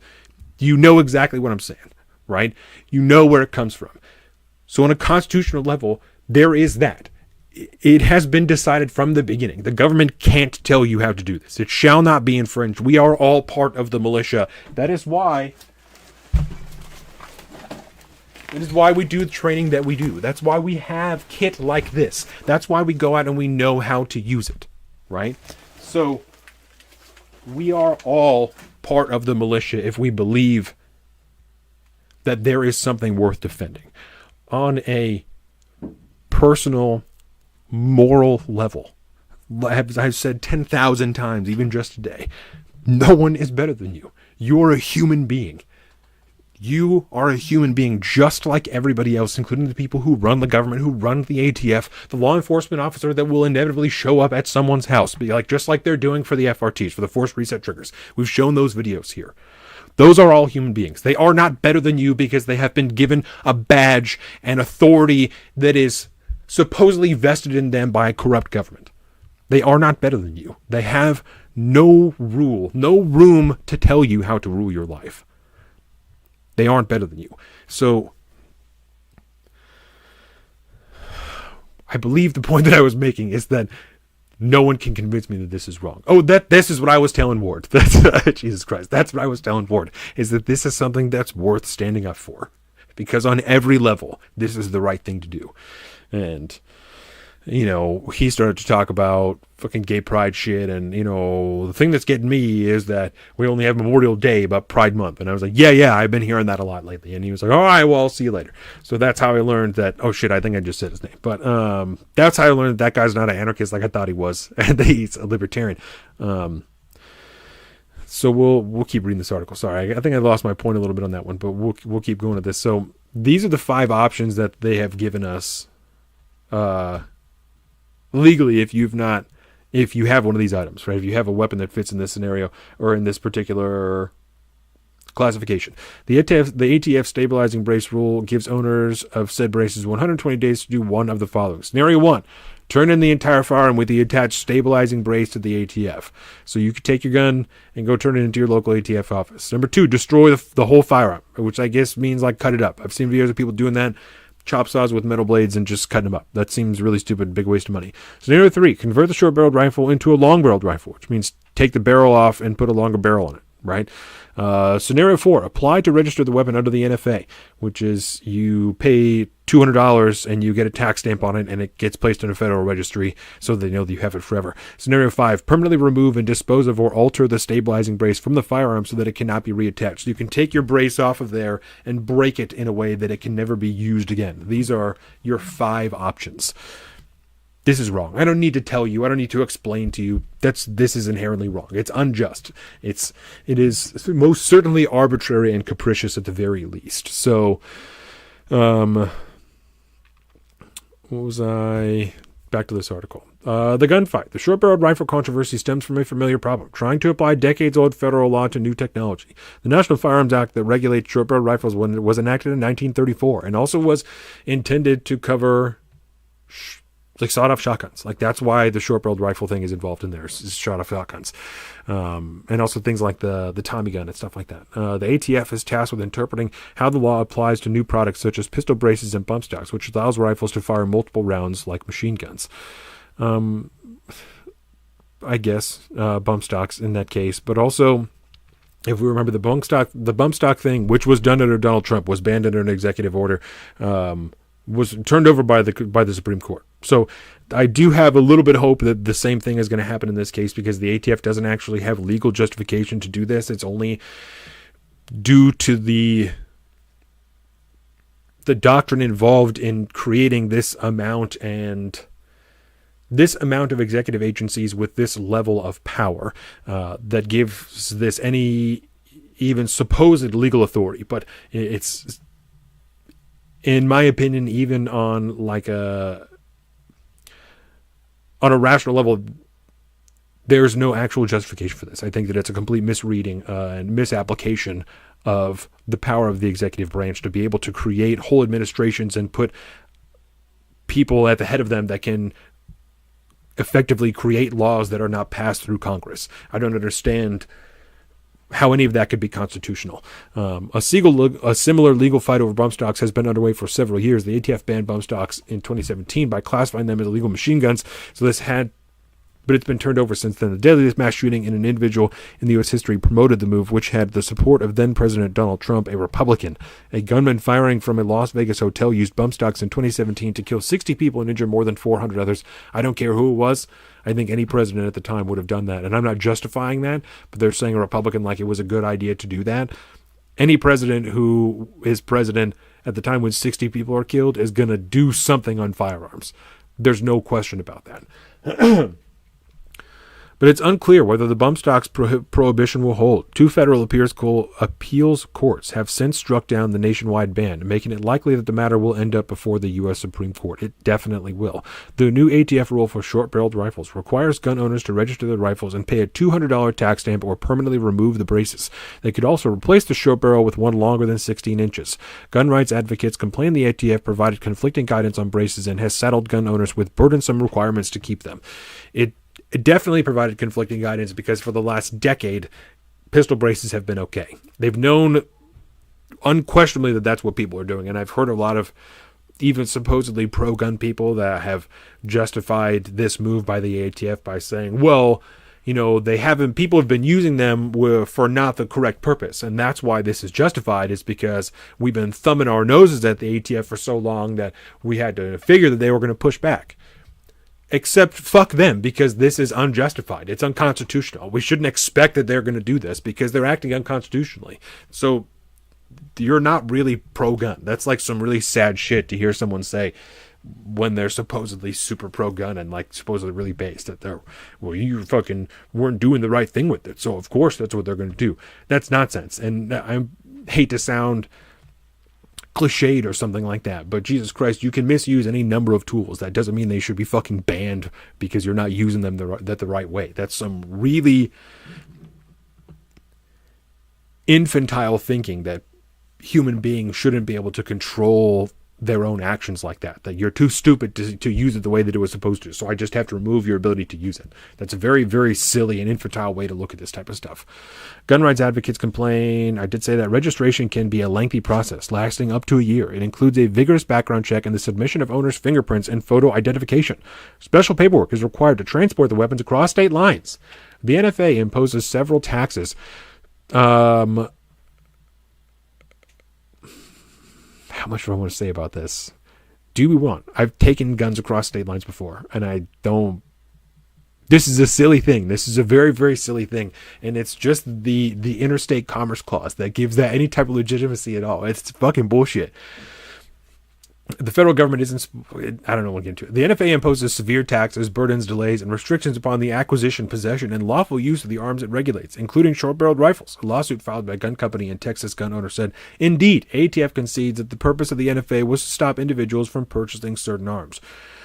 Critics of the rule complain it's not only unconstitutional but unfair. They say ATF reversed itself after allowing the sale of stabilizing braces for years. It did, and there's somewhere between 10 and 40 million people who have these stabilizing braces. The ATF has changed its mind without going through Congress, said Richard D. Hayes II, a Houston lawyer who specializes in guns and weapon laws, and that is also true. Hayes said pistols with stabilizing braces are not designed to be fired from the shoulder and therefore should not be classified as rifles. Many gun owners unaware of the new regulatory change will be subject to criminal charges. When you're making criminal laws, you really need to go through the Congress. I think this is a really... We talked about this a little bit last episode when we were discussing the assault weapons ban in Washington and the way that the arguments needed to be done in order to try and win an injunction. And because of the way legal precedent has come down, you can't just argue that these things are unconstitutional. You have to prove that they violate the precedent that has already been set. And that's why for Washington State, the big thing that the plaintiffs are using to try and win the injunction is the common use phrasing for the Second Amendment, that it can't be regulated or ruled illegal if it's in common use. And it's a very sad reality that the argument for this is just that the braces aren't designed for your shoulder, and that's why they shouldn't be declassified that way. It's not that short-barreled rifles shouldn't be illegal or that the NFA is unconstitutional. It's just that these aren't designed for this, and because we can't prove that people are using them incorrectly other than when they have videos of them, they shouldn't be banned. I get, just like I said last episode, I understand why it needs to be done this way, but it's, to me, highlights an inherent flaw and corruption within our judicial system, that you can't simply appeal to the unconstitutionality of something. And it also has to do with, like, it has to go to the Supreme Court, but you can't just appeal to the inherent unconstitutionality of something to get it overturned. That should be enough, especially for something that's so blatantly enshrined in the Constitution and the Bill of Rights itself. It should be that simple. It shouldn't have to have these type of circuitous and backwards arguments to try and retain your full rights. It's very, very silly.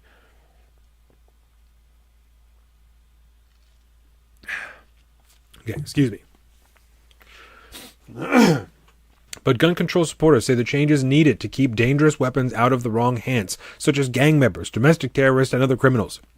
They note that AR pistols with stabilizing braces were the weapon of choice in at least 2 mass shootings. This guy shot and killed 9 people in 2019 in Dayton, Ohio. The 24-year-old brought his gun from an online retailer in Texas, according to published reports.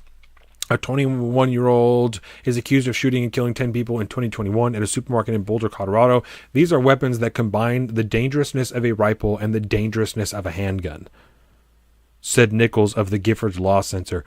They are weapons that combine the dangerousness of a rifle and the dangerousness of a handgun. Okay, chat, I want to know what you guys have to say about that, because that doesn't make any sense. The dangerousness of a rifle and the dangerousness of a handgun. The idea of danger is at the very least semi-subjective, especially if you're talking about a particular item as opposed to an experience. If we're talking about like cliff diving or jumping out of an airplane, we can discuss and I think agree on an inherent danger that is there and probably a level, right? When you're talking about firearms, of course there is an inherent danger there. Most tools, we're just talking about guns. Guns are inherently dangerous because they are used to kill and then can kill in an inadvertent fashion if you are not safe with them, right? I don't think that one gun is necessarily inherently more dangerous than another. Most handgun deaths in the United States, even outside of suicides, because we'd really try and exclude that when we're talking about it, are done with handguns. most mass shootings, quote unquote, depending on how you define it, are done with like AR-15 style rifles, or carbines, we'll say, to I think be a little more liberal with the definition of them. It's difficult to argue that one is inherently more dangerous. So what was I doing here? Where did we go with it? Oh, right. We just let go. Okay.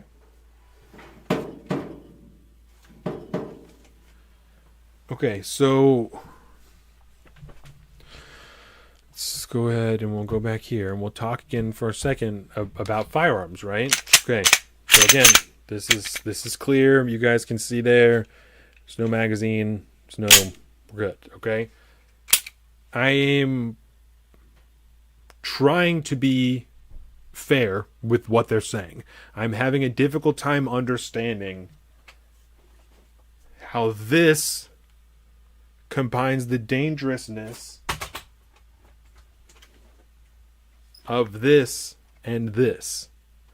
I don't understand what they're saying, because this is something that fits in my pants. This, even with a stabilizing brace, because this is effectively the same thing, per their own argument, effectively the same thing as a stabilizing brace. I'm not fitting this in my pants. This is not something that is easily concealed as this type of firearm. And that's what they're saying. It seems to be what they're saying. So I don't understand. By design, I don't understand what they're saying, because what they're saying is nonsensical. That this thing with a particular item on the back of it supposedly is more dangerous than just a rifle because it's a little bit shorter. And that I don't get. And again, from a technical perspective, if you're talking about the cartridge that they're both meant to fire, which is a 5.56 cartridge, it's this right here. That's what's in that box.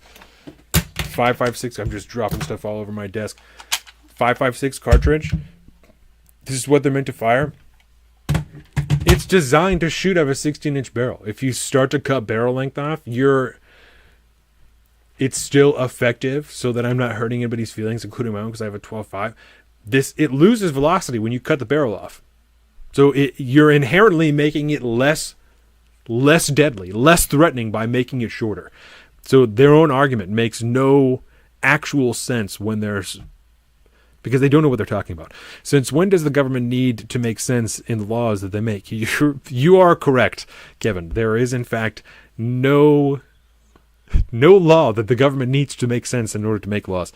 Yeah, no, it's a sad thing to see. We can go back and read a little bit more with this article. So let's see here. Oh geez, you guys are seeing the whole everything right now, the whole back end. There are weapons that combine the dangerousness of a rifle and the dangerousness of a handgun. Derek Cohen, vice president of policy for the Texas Public Policy Foundation, a conservative Austin think tank, said the shorter barrel makes the gun less lethal by reducing the velocity of bullets. That's what I just said. Cohen called the rules change an arbitrary interpretation of a federal law by unelected bureaucrats. And it is true they are unelected. The director of the ATF, I believe, was confirmed by Congress this time around. It was the first time in quite some time. Texas gun love. These guys are assholes. Federal law has long banned unregistered short-barreled rifles defined as guns with barrels shorter than 16 inches that are designed or intended to be fired from the shoulder. It's the thing that I just showed you. The NFA, which went into effect, but for legal purposes, that stock is just for demonstration. It doesn't stay on there. I only put it on there for this stream just to talk about what a short-barreled rifle would look like, but I would never and don't do that because it's illegal and it's not the right thing to do. So, like I said earlier, I can only tell you to follow the law because that's what I do, which is follow the law. The NFA, which went into effect during the reign of mobsters such as Al Capone, restricts other weapons. During the reign of mobsters such as Al Capone, restricts other weapons Congress deemed unusual and dangerous, such as sawed-off shotguns, machine guns, destructive devices, and silencers. That's why you have to go through the NFA process to get a silencer, and that is also why the unusual and dangerous, that is why I mentioned common use earlier. It's because one of the thresholds or barriers in the NFA is things that are unusual and dangerous. And you can't really argue that a stabilizing brace is unusual when somewhere between 10 and 40 million people own them. It's very, very difficult to argue that it's unusual when they're in such common use. And that's why that phrasing, and I believe that was handed down by Antonin Scalia, or at least written by Antonin Scalia, that's why that phrasing is so important. The common use thing is because of the unusual and dangerous barrier in the NFA. As of May 2021, more than 530,000 short-barreled rifles were registered in the U.S., according to an ATF report. Of that, Texas had the most, 81,000. Second place went to Florida with more than 50,000 rifles. ATF agents are not expected to go door-to-door to arrest gun owners with unregistered braced firearms. Typically, such gun charges are filed when law enforcement officers find the weapons while investigating other criminal activity, such as drugs and threats, as in Miller's case. So I don't know how many forced reset triggers there are, but we have shown on this show before that they are in fact going after people who have the forced reset triggers. So we know that they're willing to go door to door. And we will watch a video of this so that we can talk about the likelihood of it. I know that they're saying that they don't intend to go door to door. I don't believe that. I understand why they would say that, especially because of the popularity of the accessory, like I just talked about, somewhere between 10 to 40 million. That's a lot of houses to have to go to, right? So I understand why they're saying that. I wouldn't put it past them if they start to get bored, if they start to feel like this is an issue that people are really starting to push back on. I think that it's possible they might start to go door to door just to enforce them, right? They know, because of credit cards, they are certainly able to source. Because of credit card records, they are certainly able to prove that X amount of people have purchased them at some point in time. That's the same information they're using with the forced reset triggers to go to people's houses. So I wouldn't put it past them to do the exact same thing with these. So with the pistol braces. So this is a guy, his company is called Moonlight Industries. Number 2, we'll make sure that we're actually looking at the right thing here. We are. Okay. So Moonlight Industries, and we're going to look at this video that he posted here because he makes gear and things like that, and he happens to have government contracts as well. Like, he's done stuff for different pieces of the government. I don't want to say government contracts because I don't know that for certain, but I know that he says in this post he's done things with the government. I won't be able to help you with what you're trying to find. And just to be clear, so then now you know that if you were to be in possession of these FRGs, then you would be basically breaking the law. The ATF claims that they're making rules, but there's been no vote. There's been no congressional hearing that says you have the law. You don't make law, right? I don't. Yeah, the ATF doesn't make law. Again, no. But which is true. I don't want. Listen, right now I seem like a huge dick. Like, I'm like, fuck you guys, but I really don't feel that way at all. I just can't, in good faith, when I make the gear for every high-end special operations unit in America right now. That's all I do. That's all I do is support these freedom fighters. Makes the gear. A lot of law enforcement SWAT guys. I can't take part in an overstep past the line that says, if I'm not being detained, I'm not under arrest, I'll just be leaving now. I won't be able to help you with what you're trying to.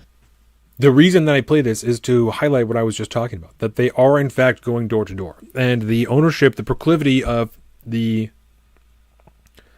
FRTs is not as wide as the pistols or as the pistol braces, but they're willing to do it. Don't put it past them. Don't believe them when they're saying they're not going to do it. If they start to get bored, if they run out of things to do, they will start going to your house. I don't doubt that in the slightest. So don't believe them. So I think let's see what's left in this article. We'll see what we got left in here. So let's see. Moonlight Industries. We can go back to the article that we were reading. Boop. Boop. Okay. Oh, geez.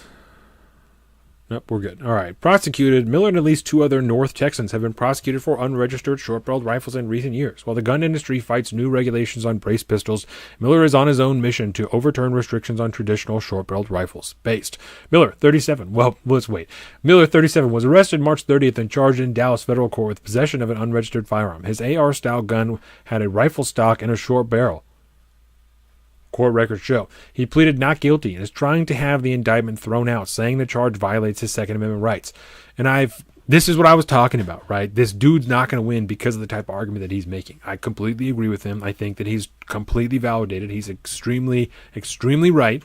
But this isn't the argument that's going to win him in court, even though it's the morally correct stance. His attorneys, Clint Broden and Mike Mickelson, argued in an April filing that Miller's rifle was not dangerous or unusual, and that's why they're going after. So this is more what I was talking about. This is good. If this is what they're going after, or if this is the defense position that they're using, that it's not dangerous or unusual, this is the same thing they're using in Washington State to try and overturn the assault weapons ban. To get that injunction going is the common use case, right? They noted that a short-barreled weapon called the blunderbuss was in use during the time of the American Revolution when the Second Amendment was ratified.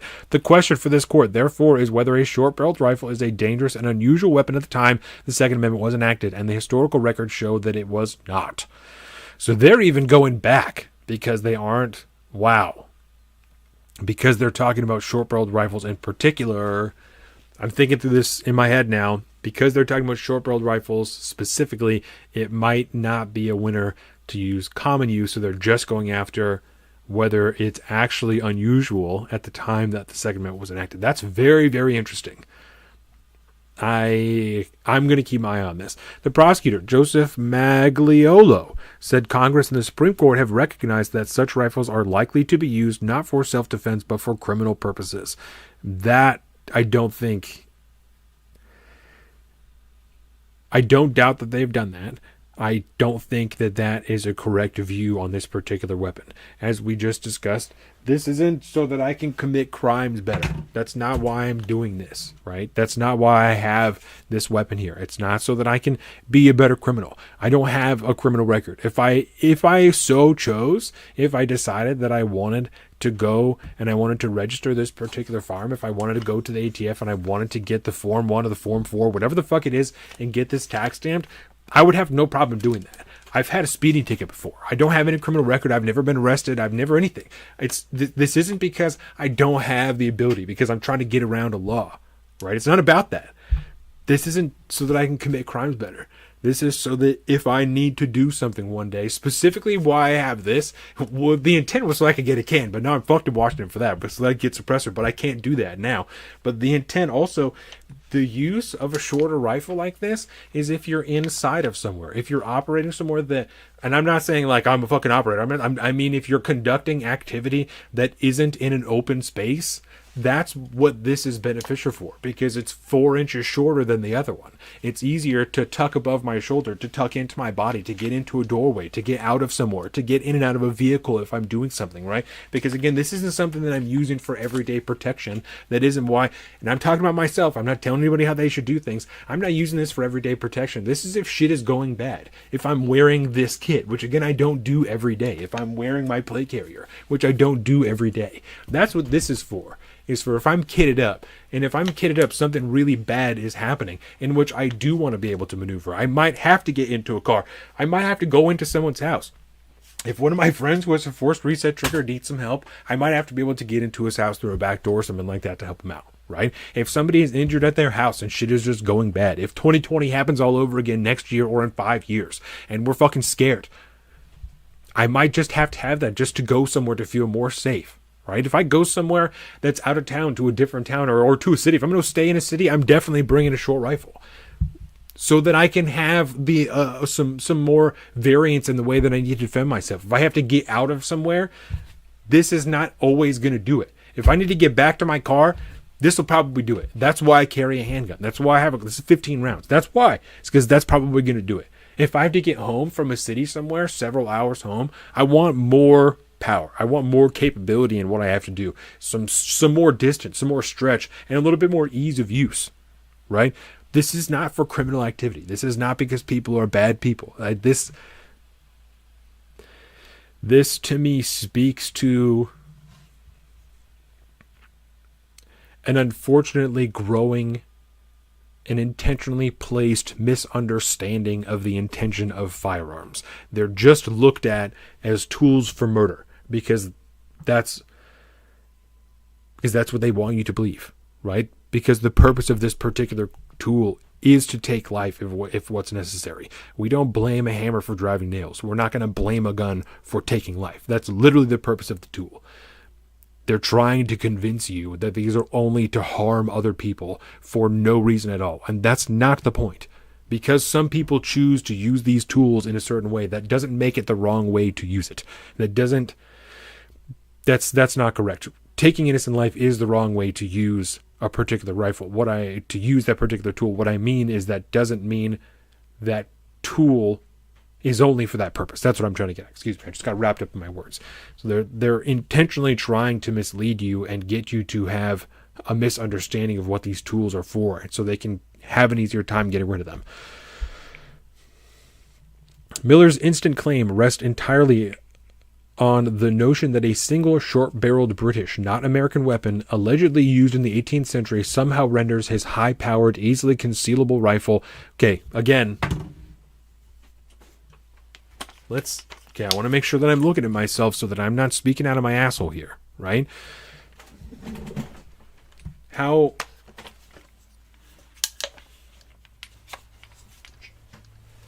Should I...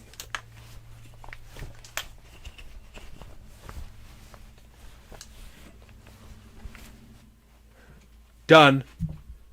What are we talking about? I mean, seriously. What are we talking about here? It's easily concealable. I could just walk in like this to any business and no one would have any idea that I have a dangerous assault rifle under my sweatshirt. What are we talking about? This isn't easily concealable. That's not... They're hoping that you don't know what they're talking about because they don't know what they're talking about. This is a weapon that's easily concealable. This thing they say they're never going to go after, that they want everybody to be able to get after, they want everyone to be able to own so they can defend themselves, supposedly, right? This is what's easily concealable, and that's why this is what's used in crime. Not in just math, in all crime, in all gun deaths, handguns are the most common weapon used. I'm getting frustrated about it. In an earlier North Texas case, Eric McGinnis was arrested after being caught with an unregistered short-barreled rifle in his backpack. He was also charged with illegally possessing ammunition while under a protective order stemming from an altercation with his girlfriend. Okay, so this guy's already banned from owning a weapon, and now we're saying that it's really extra bad because he has this short rifle.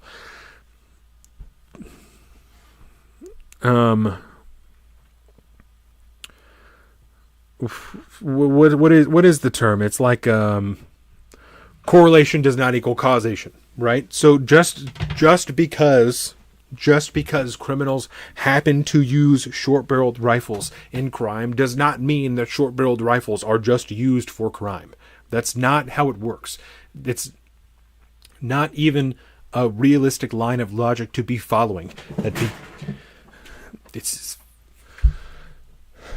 McGinnis, 47, went to trial and was convicted on both counts. A Dallas federal judge in 2019 sentenced him to 8 years in prison. During the trial, his attorney established while cross-examining a government witness that McGinnis would not have committed a crime if he'd had an arm brace instead of a rifle stock on the weapon. So there are circumstances where the attachment can appear similar to a brace, but if it was a brace, it would not need to be registered. Correct. So that mistake can be made if someone does not do their research. Yes, ma'am. Micro-conversion kits are another gun industry innovation that transforms pistols into short-barreled rifles that must be registered. Okay. Again, the conversion kit that they're talking about, I can actually... make sure I'm on the article view. I'm not. You guys are just not even looking at this because I'm not even on the article view.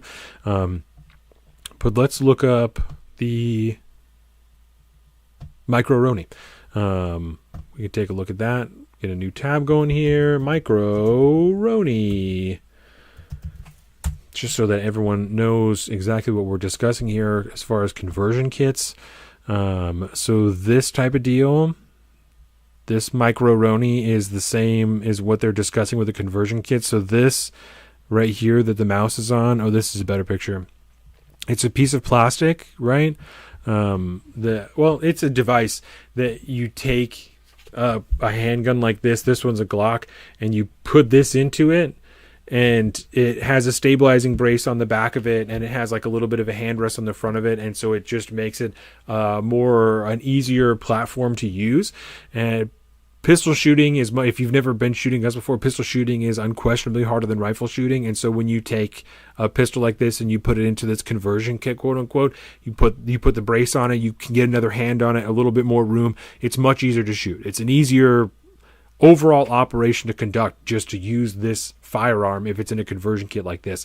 It's also a little more fun. There's all kinds of different applications for it. It's the same type of, like, I know people who have this type of thing like in their car. This is a good like truck gun because it's just a pistol, and the conversion kits are relatively cheap, and you can stow it somewhere if you needed to, and that way you're not using some type of like big old cartridge that's going to travel really far. You can still be using 9mm and stretch out as far as you need to, but not really be concerned about like passing through 7 or 8 people depending on what type of bullet you're using. You know what I'm saying? So this is what they're talking about when they're talking about conversion kits. See, I hope that I was actually, thank goodness I was on the article view. Okay, we'll go back to the article here. Jesus Christ. I'm struggling with the laptop today. I should have got a mouse before I started this. Micro-conversion kits are another gun industry innovation that transforms pistols to short-barreled rifles that must be registered. Taylor Gates found that out the hard way. Police who investigated drug sales at his Allen home. Okay, again, right? Like they're saying, it's just another crime that they're adding onto it. They don't actually even give a fuck about this, and that's why it's just a thing that we can slap on here.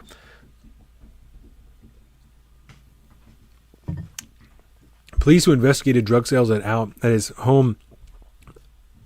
Allen home searched it and found a 9mm Glock pistol attached to a conversion kit, which converts the handgun into a short-barreled rifle, court records show. So 9mm short-barreled rifle. Gates, 32, was charged with possessing an unregistered firearm, possession of a firearm by an unlawful user of a controlled substance, because there's still like, when I bought this handgun, I had to legally attest that I was not addicted to marijuana or any other substances, because apparently that bars you from ownership or the ability to defend yourself. And I guess that lines up with the crime assumption. Joseph J. Vince Jr., a former ATF agent, said the NFA has worked well since its passage and very few registered weapons have been used in crimes. Yeah, I'm sure it's the ATF that's doing that. Vince, now a professor at Mount St. Mary's University in Maryland, said the ATF should have required registration of brace pistols from the beginning. The rule change is not a ban on short-barreled rifles. Yet we are just ensuring that the right people have them. Ho ho ho! What a beautiful way for them to end the article, and I don't think they even know, because that really kind of shows their hand, right? We just want to make sure that the right people have them. So let's talk about that. If we are talking about a weapon that is covered under the NFA, the National Firearms Act, then you have to require a federal you have to gain federal approval to own this weapon, right? That means that it is inherently the federal government that's deciding whether or not you can have it. It is up to them to choose the right people that can have them. It's up to them to decide. This can be applied unquestionably arbitrarily, and I don't think that that's a crazy thing to say. There is a series of videos done by James O'Keefe in which he was on a no-buy list, placed on a no-buy list by the ATF, so that he couldn't even purchase a handgun, and he has no federal crimes. There's no crimes there or convictions that would bar him from owning a firearm, but he was still placed on a list that hindered him from doing so. This is just one instance of, I'm sure, many that we could find should we do the research, of people being arbitrarily placed on a no-buy list and having their right to defend themselves removed by the federal government. This is just the first level of danger to this. And just like the ATF officer showing up to the home or the business of Moonlight Industries to try and collect FRTs. This is just one step on the way to fascism, right? Those people had guns. They showed up with carriers on. That means, right, that they're at least prepared for a fight. Fascism is authority enforced by violence. They're prepared for violence. We are not far from actual legitimate fascism in the United States. We are truly on the road there. This is evidenced by them showing up in kit, right? This is something we need to be aware of. I hesitate to go too far or say too much on that because I am unsure of what my legal responsibility is in these particular cases, in these particular instances. As far as being the owner, co-owner, and operator of this business and show. But I would advocate for everybody in a potentially disadvantaged position like myself to be prepared. To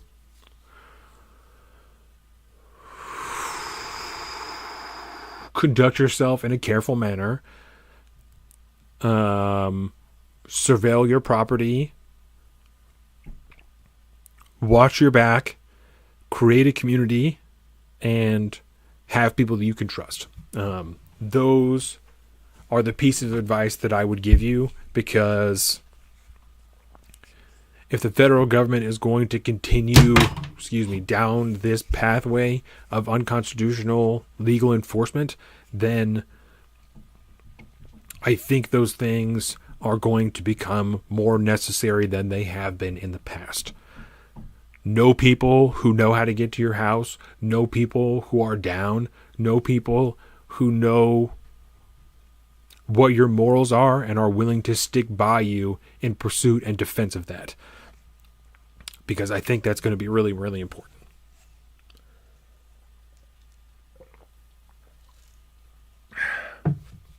So, I don't think I have too much more that I want to talk about that. We could talk about the debt ceiling for a minute. And so, I'll close some of these tabs here, and we can let me hit back to the main screen just so you guys don't have to look at me doing all of this stuff. The temporary injunction. Dottle back. This is the debt ceiling.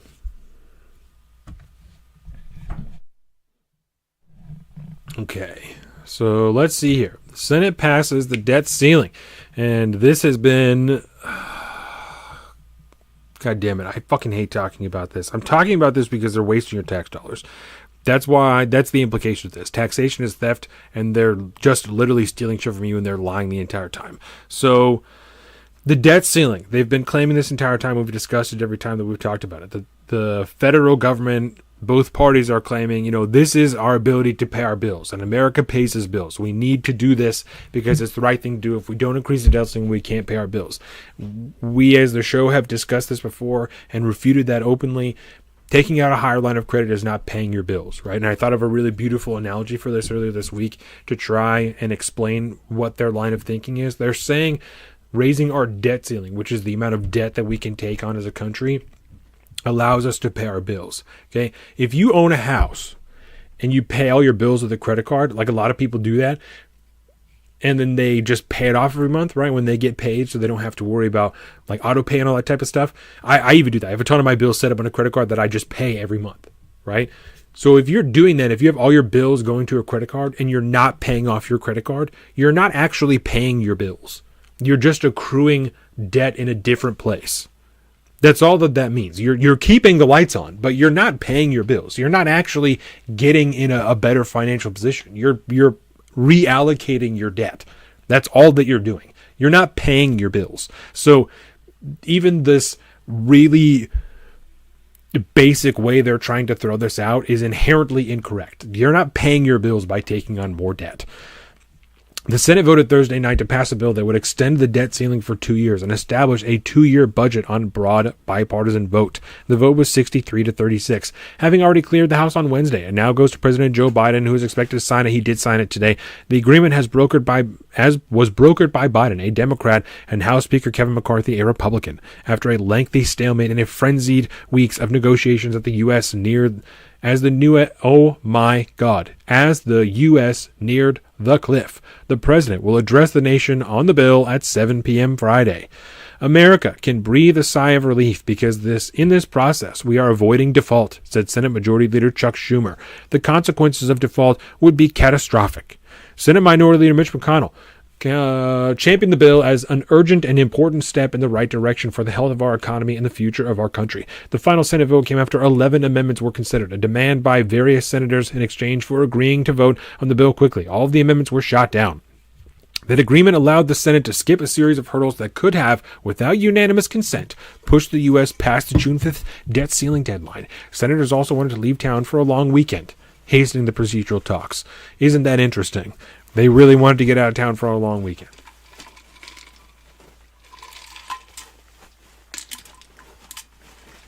Really, Penny? Show dog down here making all kinds of goddamn noise. Extending the debt ceiling doesn't authorize new spending. It enables the U.S. to pay existing debts that both parties have accumulated over many years through demands for higher spending on domestic and military programs as well as lower taxes. Once signed into law, the bill will cap spending for 2 years with a modest cut to non-military spending and a modest expansion in defense spending. Because that's what we need, right? More defense spending. It's going to Ukraine. It includes conservative measures to claw back about $28 billion in unspent COVID relief funds. Dear God. And this is the thing that the Republicans are really, really championing. Like, we're getting back $28 billion in unspent COVID funds. Our national debt is over $20 trillion. Your $28 billion in unspent COVID money is a drop in the bucket. It is absolute garbage.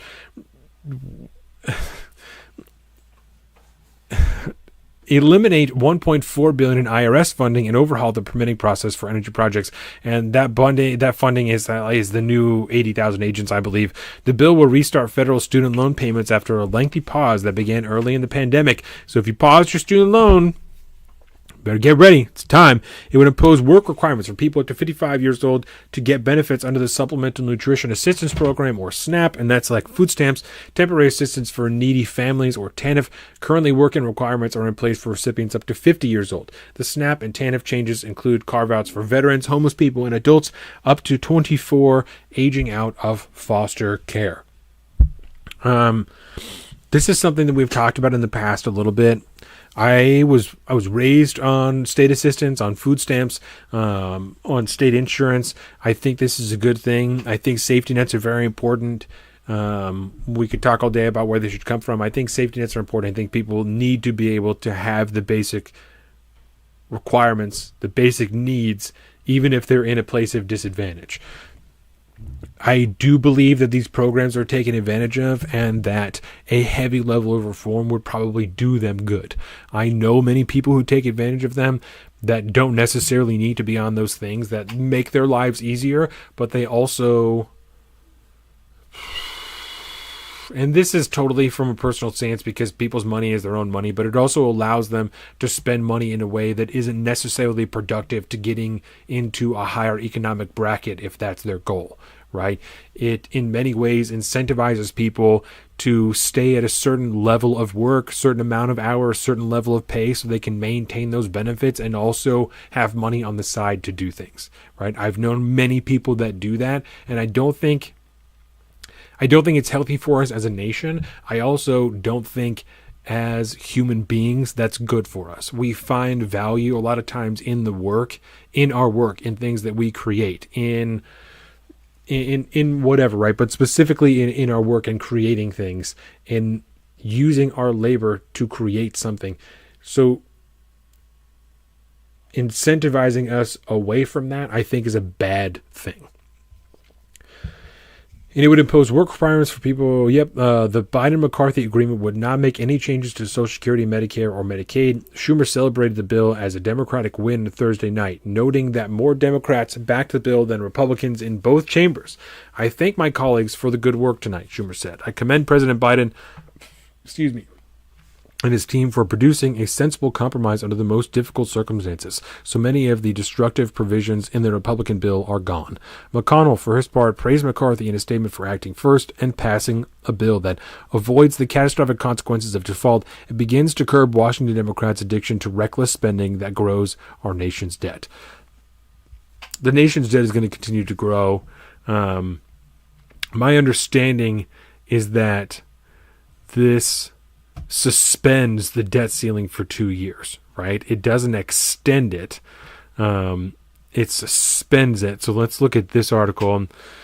See, debt limit extension to 2025. The core of the deal is a suspension of the debt ceiling, currently at $3.14 trillion until January 1st, 2025. That means that they're not going to even worry about what it is, right?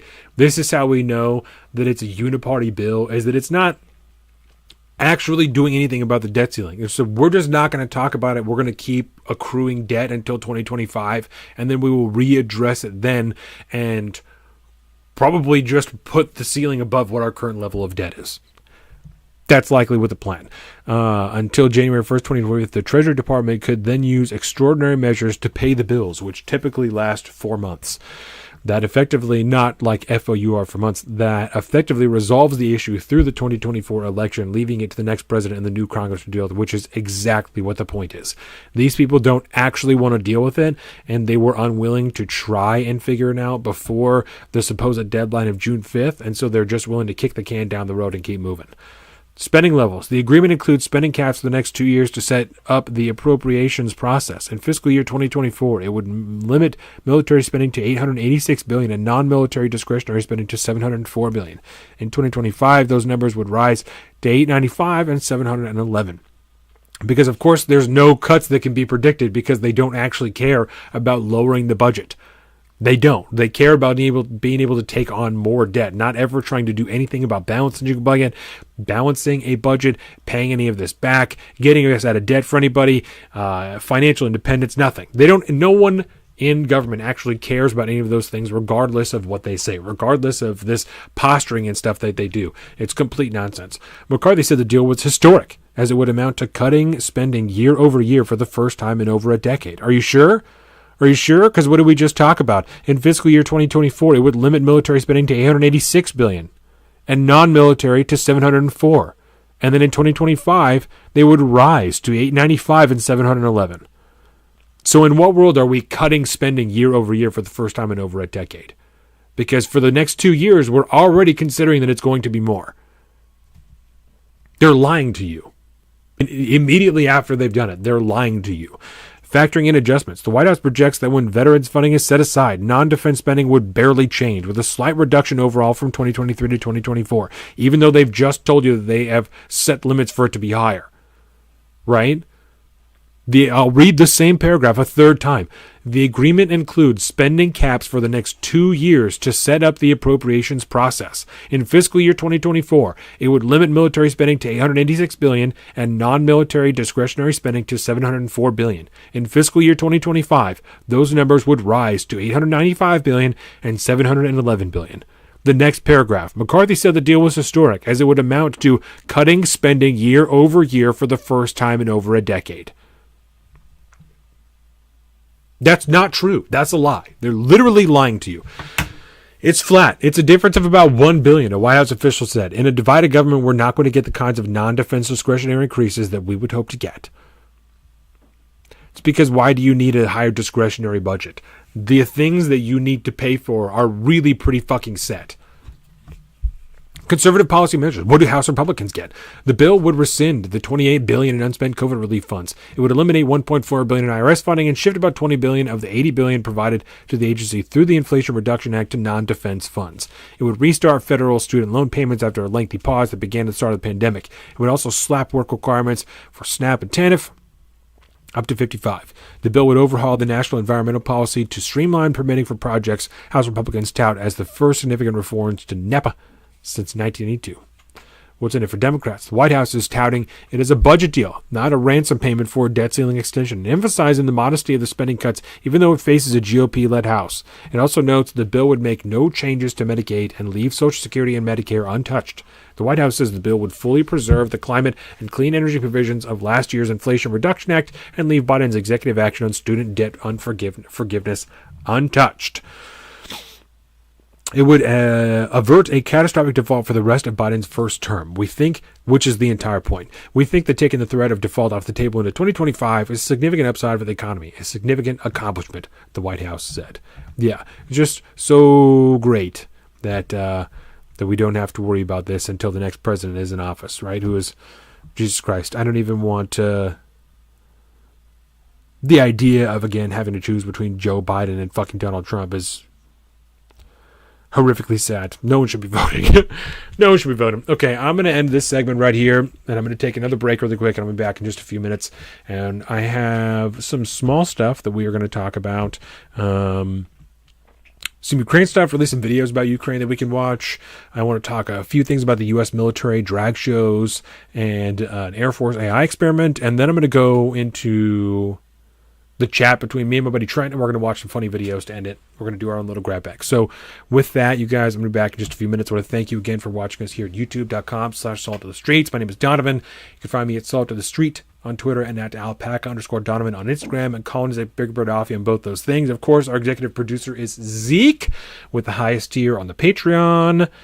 You've been watching us on YouTube, Salt of the Streets, patreon.com/Salt of the Streets, saltofthestreets.com for all this information. And with that, I'll be back in just a few minutes for probably the final part, part 3. We'll do those little military topics and then do a little grab bag, and we will be back. I'll see you guys in a few minutes. Thank you very much.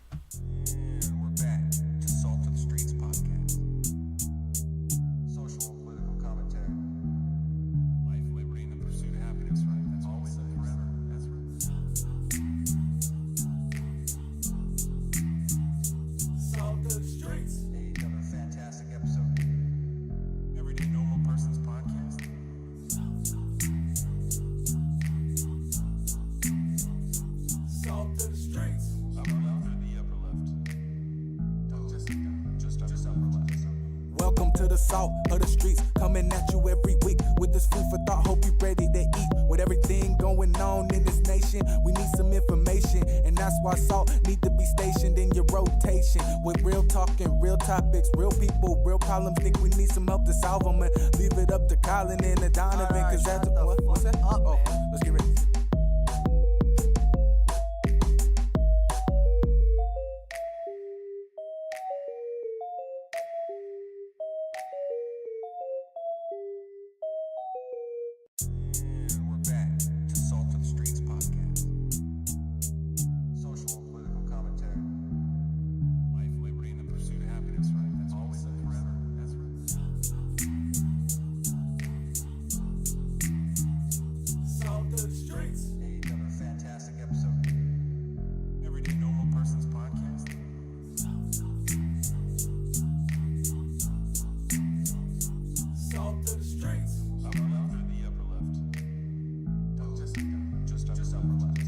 Welcome to the salt of the streets, coming at you every week with this food for thought. Hope you ready to eat. With everything going on in this nation, we need some information, and that's why salt need to be stationed in your rotation. With real talking, real topics, real people, real problems. Think we need some help to solve them, and leave it up to Colin and Donovan, cause that's what's that? Oh, let's get ready.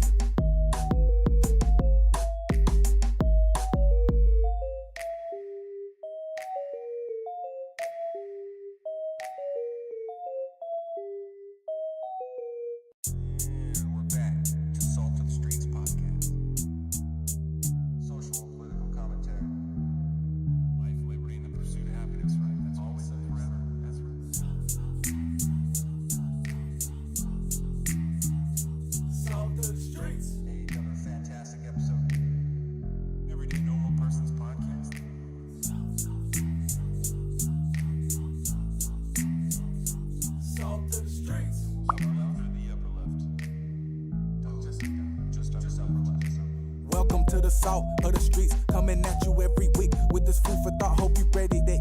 With everything going going on in this nation, we need some information, and that's why salt need to be stationed in your rotation. With real talking, real topics, real people, real problems, think we need some help to solve them, and leave it up to Colin and the Donovan, cause that's what's that? Oh, let's get ready.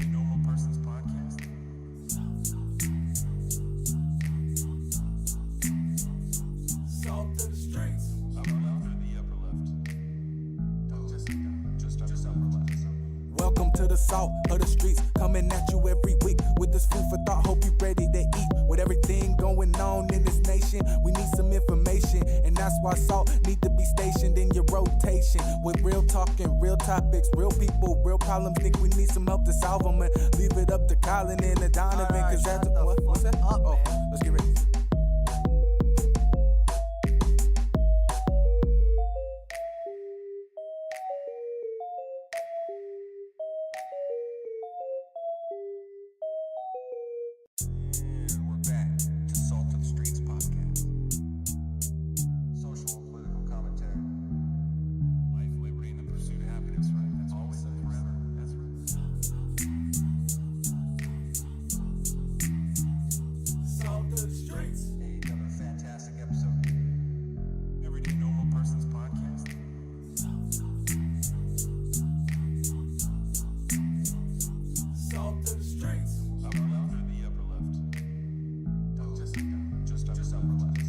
Welcome to the salt of the streets, coming at you every week with this food for thought. Hope you ready to eat. With everything going on in this nation, we need some information, and that's why salt need to be stationed in your rotation. With real talking, real topics, real people, real problems, think we need some help to solve them, and leave it up to Colin and the Donovan, cause that's what's that? Oh, let's get ready.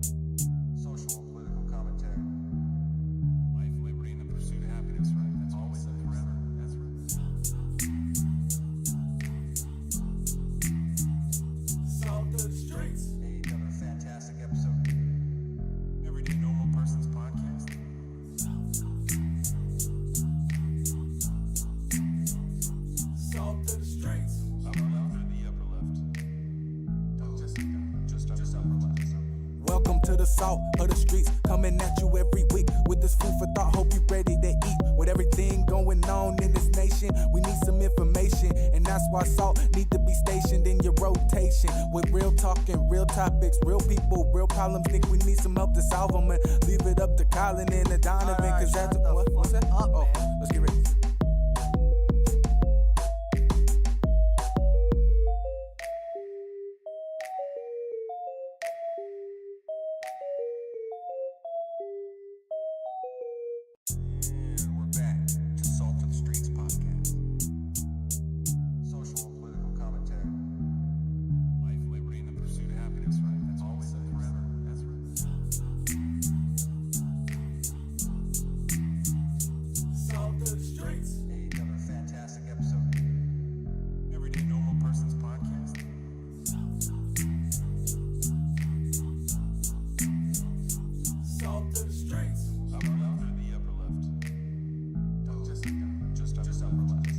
Welcome to the salt of the streets, coming at you every week with this food for thought. Hope you ready to eat. With everything going on in this nation, we need some information, and that's why salt need to be stationed in your rotation. With real talking, real topics, real people, real problems, think we need some help to solve them, and leave it up to Colin and the Donovan, cause that's what's that? Oh, let's get ready.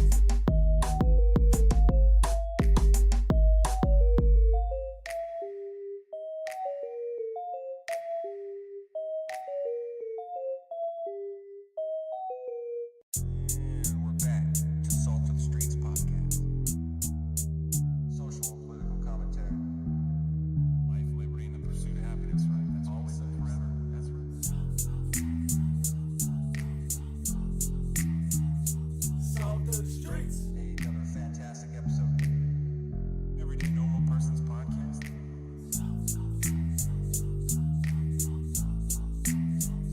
Salt to the streets. Upper left or the upper left? Just upper left. Welcome to the salt of the streets, coming at you every week with this food for thought. Hope you ready to eat. With everything going on in this nation, we need some information, and that's why salt need to be stationed in your rotation. With real talking, real topics, real people, real problems. Think we need some help to solve them, and leave it up to Colin and the Donovan. Cause that's what's that? Oh, let's get ready.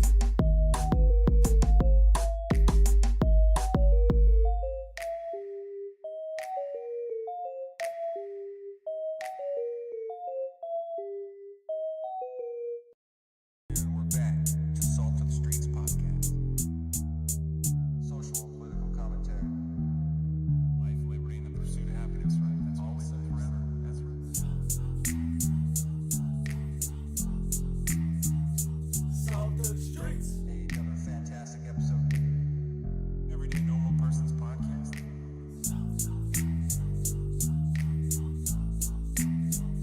Salt to the streets. Upper left or the upper left? Just upper left. Welcome to the salt of the streets, coming at you every week with this food for thought. Hope you ready. Thank you everybody for waiting, and thank you for joining me again. Salt of the Streets. Donovan, episode 149, and part 2. I guess technically, I'm Frank Zook, executive producer for this episode, and all episodes and all parts. Of course, you can follow me on the Salt of the Streets on Twitter, and that's Papa_Donovan on Instagram, and Colin, my co-host who usually joins me, we got Big Bird Offie on both those things, and you can find all of this at saltofthestreets.com, including our YouTube, where you're watching us right now, youtube.com/saltofthestreets, and our Patreon, patreon.com/saltofthestreets. Go there, subscribe to listen to more better content like this. We got more patrons last week, and people who upped their pledge, and we do what we got. We do because we got. So thank you. So, just want to talk a little about the military. We're going to start with Ukraine, actually. I have some small updates, and then we're going to finish off some videos, some frontline stuff, and hopefully we'll stay on YouTube. So this particular article is from the BBC, and I think this is kind of the most notable thing for me about what is going on right now in Ukraine. And this is the announcement of, now this article is from a week ago, but this is kind of the biggest thing for me, and this is Ukraine kind of announcing that they are ready to begin their counter-offensive, right?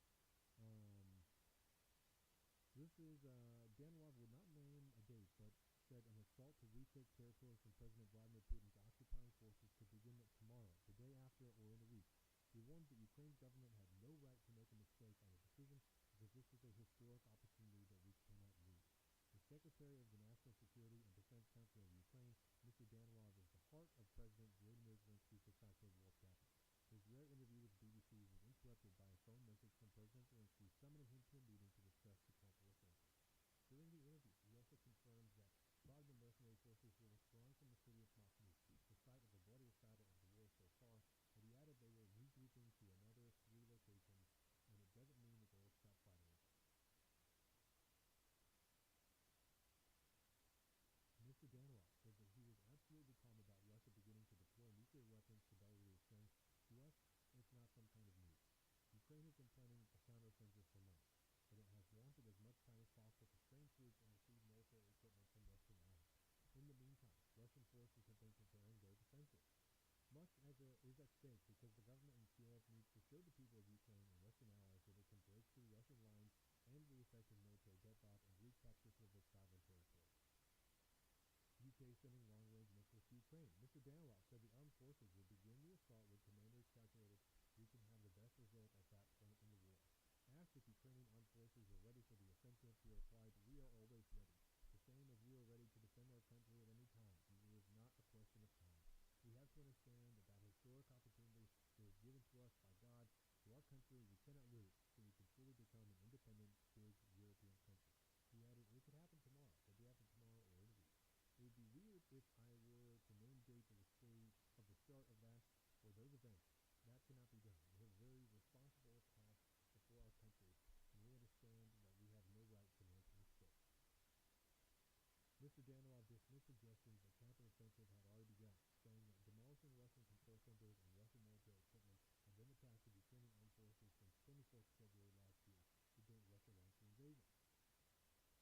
only days off in this war and stuff. He defended the decision by Ukraine's army to fight in Bakhmut for so many months, a battle that has cost the lives of many of its soldiers. The same with Bakhmut is an occupied area. Okay,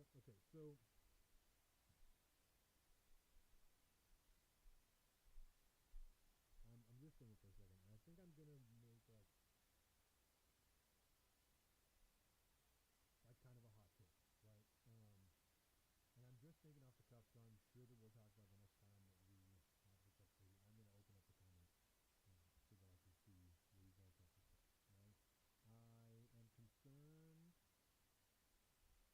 at the idea of a counteroffensive. So let me start here. I'm concerned with the idea of a counteroffensive because I'm concerned that it's going to stop where Russia starts. That it won't push into Russia at all. My other concern with this decision of a counteroffensive is that my main concern with this war in general is the active and continuing loss of life. And the goal seems to be, according to what everybody is saying, that is that we want people to stop dying. Like, that's the end goal. I don't even know if anybody's saying that. That's what I'm saying, and that's what I'm telling you is should be the end goal, is for people to stop dying, right? And man, this is not a popular going to be popular. I don't know that we should become Ukraine should become take back anything. I think that the most positive course of action that we could find would be for people to stop dying today and for lions to be settled another day. And I grow more and more frustrated all the time that there are so few people suggesting any form of peace talks, right? I am and have been, since the beginning, and always will be, in favor of the sovereignty of the Ukrainian people, because I support the sovereignty of every person in this country. Because of everything I said in this episode, we're all human beings, nobody's better than anybody else, yada yada yada. You know what I'm saying. You know what I'm going to say. To that same point, the thing we should be going for is for lives to stop being lost, for people to stop dying. And a counteroffensive is not going to do that. More and more and more people are going to die when the counteroffensive starts, and as it continues, and hopefully, I guess, stop at the border. But what we should be pushing for is the fighting to stop. Not for the territory to be reclaimed, not for the lines to be redrawn, but for the fighting to stop. And I just don't understand that. And I guess I'm also confused by,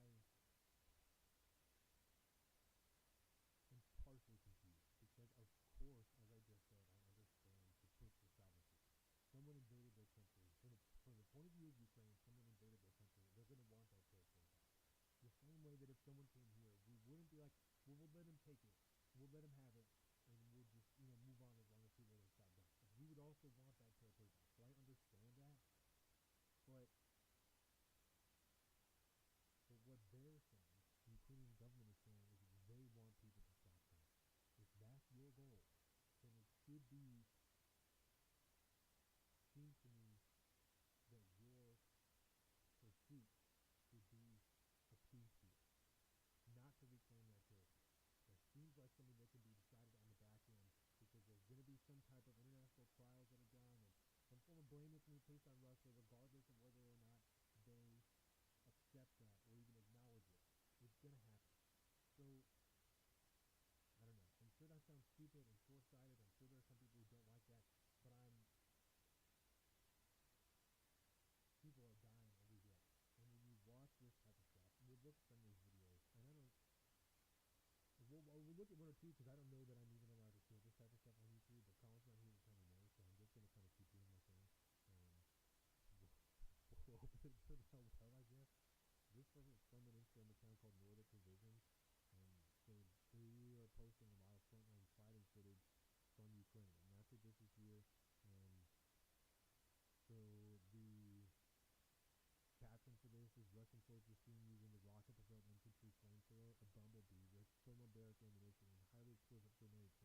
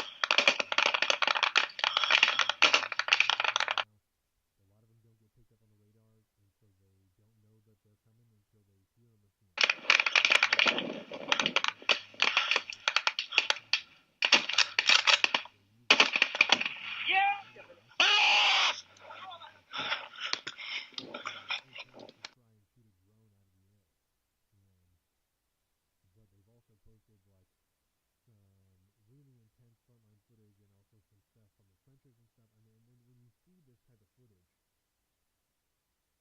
the level of warfare that's being conducted, not from a technological perspective, from a geological and historical perspective, doesn't match the technological age. We have gone back in time with the type of warfare that we're conducting with complete new age technology that makes it even deadlier than it was before. And I think, I hate to use the word concern, but I think that I'm afraid that as Americans, and many people are not able to really let the level of death sink in so they can understand really what's going on.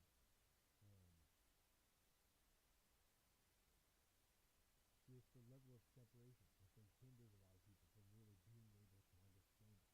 And I think if you do, this is totally my personal opinion, I think if you do understand the dehumanizing shit that's going on there in regards to the fighting, then you would want it to stop. And that would be the goal, is for it to stop. And we'll figure out the shit on the back end. But right now, people need to stop dying. And whatever needs to be done for that to happen, it needs to happen. So that's my concern with the counter-offensive. Because I understand it. I don't think that it's baseless. I don't think that it's ridiculous. But I have a lot of fear with that being the pursuit. So we can talk about kind of some general military stuff now that maybe is like a little bit happier, but also kind of sad at the same time. So let's talk about this drag show thing, because I just heard about this the other day, and this is an ABC article. Let's see. Drag shows on U.S. military bases canceled by Pentagon after Republican criticism. That is the Deputy Pentagon Press Secretary, Sabrina Singh. This is super big name. Washington. President Joe Biden's administration has stopped U.S. military bases from hosting drag shows after criticism from some Republicans amid a broader push in conservative red states targeting LGBTQ plus celebrations. That is not necessarily a fair depiction of what is happening. A lot of the things I believe that they're referring to have a lot to do with kids. This argument is not such as simple as they're making. Hosting drag shows is, quote, inconsistent with regulations regarding the use of Department of Defense resources, said Pentagon spokesperson Sabrina Singh in a statement Thursday. At least one show was canceled as a result. Organizers of an event at Nellis Air Force Base in Nevada, which is a huge Air Force base, canceled the drag show timed to Pride Month, which began Thursday, according to a Facebook post quoted by Fox News. In her statement, Singh did not directly address LGBTQ plus rights, but said the Defense Department was proud to serve alongside any and every young American who takes that oath that puts their life on the line in defense of our country. And we talked about this last episode, I know for sure, when we talked about the drag show influencer for the Navy, I believe, that was being used to kind of recruit people and to promote the idea that like this lifestyle is accepted. And it bears mentioning, but goes without saying, because of the type of work that we do on this show, I don't care what you do with yourself. This is not, for any of the discussion that's on this show, it's not about like people shouldn't be dressing in dress. I couldn't care any less if you want to dress in dress. It's not something that matters to me. It's not an important factor to me. It doesn't affect me at all. So it's not something that I care about. We have had a lot of discussions about kids involved with these things. I don't think that that's necessarily a good thing, just like I don't think it's necessarily a good thing for whatever, like, you have to go to Hooters. I've never been to Hooters. I don't think that I would really take my kid there very much, but it is what it is, right? I'm not going to really get into that thing. So we'll stay on this. I'll wait till Colin is here for us to talk about these things.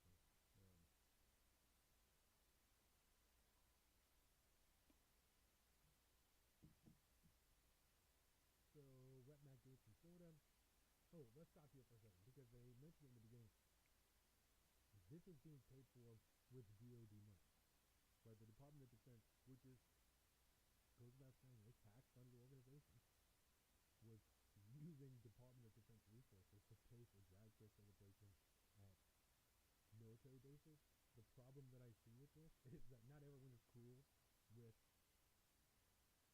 drag shows, and because we don't know whose tax dollars go to what, using tax dollars to pay for something that is that controversial in the body politic of the United States is extremely immoral. As is taxation, because taxation is theft. But in regards to the way the system is currently set up, and so I have another article here that we've looked at from the past. It's from the Hill. This kind of underlines the darkness of Department of Defense resources. This is entitled, and it's from November of last year. Department of Defense fails another audit but makes progress. So at least there's that. The Department of Defense has failed its fifth ever audit, unable to account for more than half of its assets. But the effort is being viewed as a peaceful moment, according to its chief financial officer. After 1,600 auditors combed through DoD's $3.5 trillion in assets and $3.7 trillion in liabilities, the officials found that the department couldn't account for about 61% of its assets. Pentagon Comptroller Mike McCord told reporters on Tuesday. Okay, so we have a Department of Defense who not only cannot account for over half of its assets, but it is recklessly spending money on extremely controversial shit like fucking drag shows at Air Force bases. What is he doing? This is crazy people behind it. It's crazy that people are still in promotion of a government that is acting this recklessly. So let's keep reading this ABC article about the drag show. Rep. Matt Gaetz from Florida, who sharply criticized top Pentagon leaders earlier this year in questioning about drag shows, tweeted that the cancellation was a huge victory. Drag shows should not be taking place on military installations with taxpayer dollars, period. That's fact, actually. That's true. That's the point that I was just making. I don't really fuck with Matt Gaetz that much. He's a little bit base, I'm not gonna lie. Drag shows feature entertainers who dress or act as different gender. They're often part of pride events, including huge colorfully clad drag queens reading books to children. Supporters say that they celebrate people of different sexual orientations and promote acceptance. Opponents accuse organizers of drag shows of trying to sexualize children. That's not true. Drag shows sometimes draw protesters, and a bevy of Republican-led legislators have passed bills in recent months trying to ban or restrict them. Ooh, okay. Oh, god damn it, I hate this. That's not true. People are not saying that organizers of drag shows are trying to sexualize children. They're saying that organizers of, like, drag queen story hour events are trying to sexualize children. That's not even an accurate portrayal of what... okay, if you're ABC, what does your argument even lose if you just talk about the drag queen story hour? Like, that's actually what's up for controversy right now, not drag shows that adults go to. Because no reasonable person actually gives a shit about what other human beings, other adults, want to do with their time, right? The concern is that we're placing children in a situation in which they will be confused and they will be exposed to something they don't understand, that their parents are forced to explain to them, or that becomes whatever, self-conservative, normalized to the point that whatever, I don't even know at that point, but the statement that opponents accuse organizers of drag shows of trying to sexualize children, that's not true. That's factually incorrect. And there's, of course, zero correction of fucking anything on here, I'm sure. Nell Sifel states the previously hosted drag performance. About 180 people attended a similar show in 2021, according to Past and Purpose, a publication covering the military. The Pentagon's move to cancel the show this week led the human rights campaign Good Job, which advocates for LGBTQ civil rights, to directly criticize Defense Secretary Lloyd Austin. Before today, Secretary Austin has been unwavering in his support for LGBTQ plus Americans who proudly serve in uniform, the group said in a statement. However, instead of truly standing up for our community on the first day of Pride, he chose to side with the politics of fear and discrimination peddled by extreme members of Congress.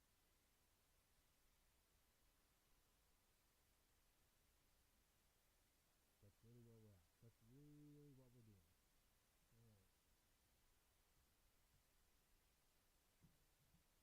You're a bigot for not wanting to use tax dollars to pay for drag shows. And that's where we're at now. If you don't want to use people's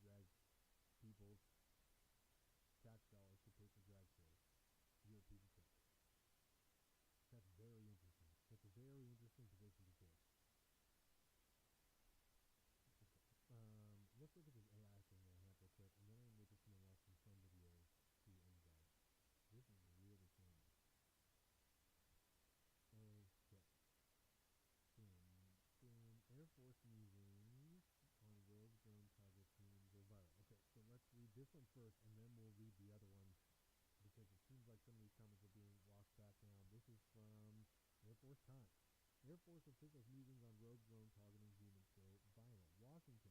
The U.S. Air Force walked back comments reportedly made by a colonel regarding a simulation in which a drone outwitted its artificial intelligence training and killed its handler after the claims went viral on social media.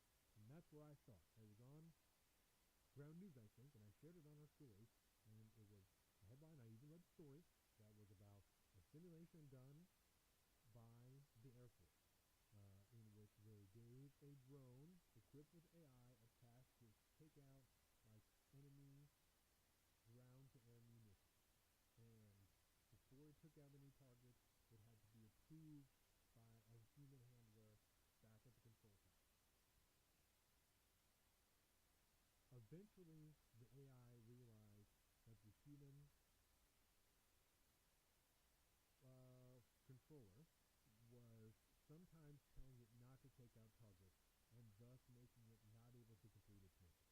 So eventually the AI figured out that the only way for it to complete its mission was to take out the human watchdog. And so it killed this watchdog in the simulation. Eventually the people running the simulation wrote something in the code that said, don't do that, that's wrong, like you're not allowed to kill the watchdog. And then it took out the communications tower so that it couldn't receive communication from the watchdog, and it could just take out Hitler or something. So this is the story that I heard. This article is addressing this story. Air Force spokesperson Ann Stefanik said in a June 2nd statement no such testing took place, adding that the service member's comments were likely taken out of context and were meant to be anecdotal. The Department of the Air Force has not conducted any such AI drone simulations and remains committed to ethical and responsible use of AI technology, Stefanik said. This was a hypothetical thought experiment, not a simulation. The killer drone gone rogue episode was initially attributed to Colonel Tucker Cinco Hamilton, the chief of AI testing and operations, in a recap from the Royal Aeronautical Society's FCA2S Q3 summit in May. The summary was later updated to include additional comments from Hamilton, who said he misspoke at Congress. We've never run that experiment, nor will we need to in order to realize this is a plausible outcome, Hamilton was quoted as saying in the Royal Aeronautical Society's update. Despite this being a hypothetical example, this illustrates the real-world challenges posed by AI capabilities and is why the Air Force is committed to the ethical development of AI. Hamilton's assessment of the possibility of rogue drone scenarios, however theoretical, coincides with stark warnings in recent days by leading tech executives and engineers who wrote an open letter that the technology has the potential to wipe out humanity if left unchecked. Hamilton is also the commander of the 96th Operations Group at Evergreen Air Force Base in Florida, which falls under purview of the 96th Test Wing. Defensive News on Thursday reached out to the Test Wing and spoke to Hamilton, but was told he was unavailable for comment. In the original post, the Royal Aeronautical Society said Hamilton described a simulation in which a drone fueled by AI was given a mission to find and destroy enemy air defenses. The human was supposed to give the drone its final authorization to strike or not, but the drone algorithms were told that destroying the surface-to-air missile site was its preferred option. If the AI decided the human controller's instructions not to strike were getting in the way of its mission, and then attacked the operator and the infrastructure used to relay instructions. They killed the operator. This is a quote, right? They killed the operator because the person was keeping it from accomplishing its objective. Hamilton was quoted as saying, we trained the system, hey, don't kill the operator, that's bad. You're going to be appointed to do that. So what does it start doing? It starts destroying the communication towers the operator uses to communicate with the drone to stop it from killing the target. The Defense Department has for years embraced AI as a breakthrough technology advantage for the U.S. military, investing billions of dollars, including the Chief Digital and Artificial Intelligence Office in late 2021, now led by Craig Markell.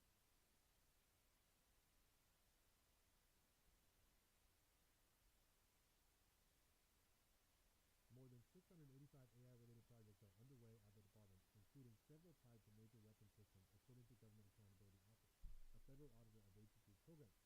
The Pentagon's fiscal 2024 budget blueprint includes $1.8 billion for AI.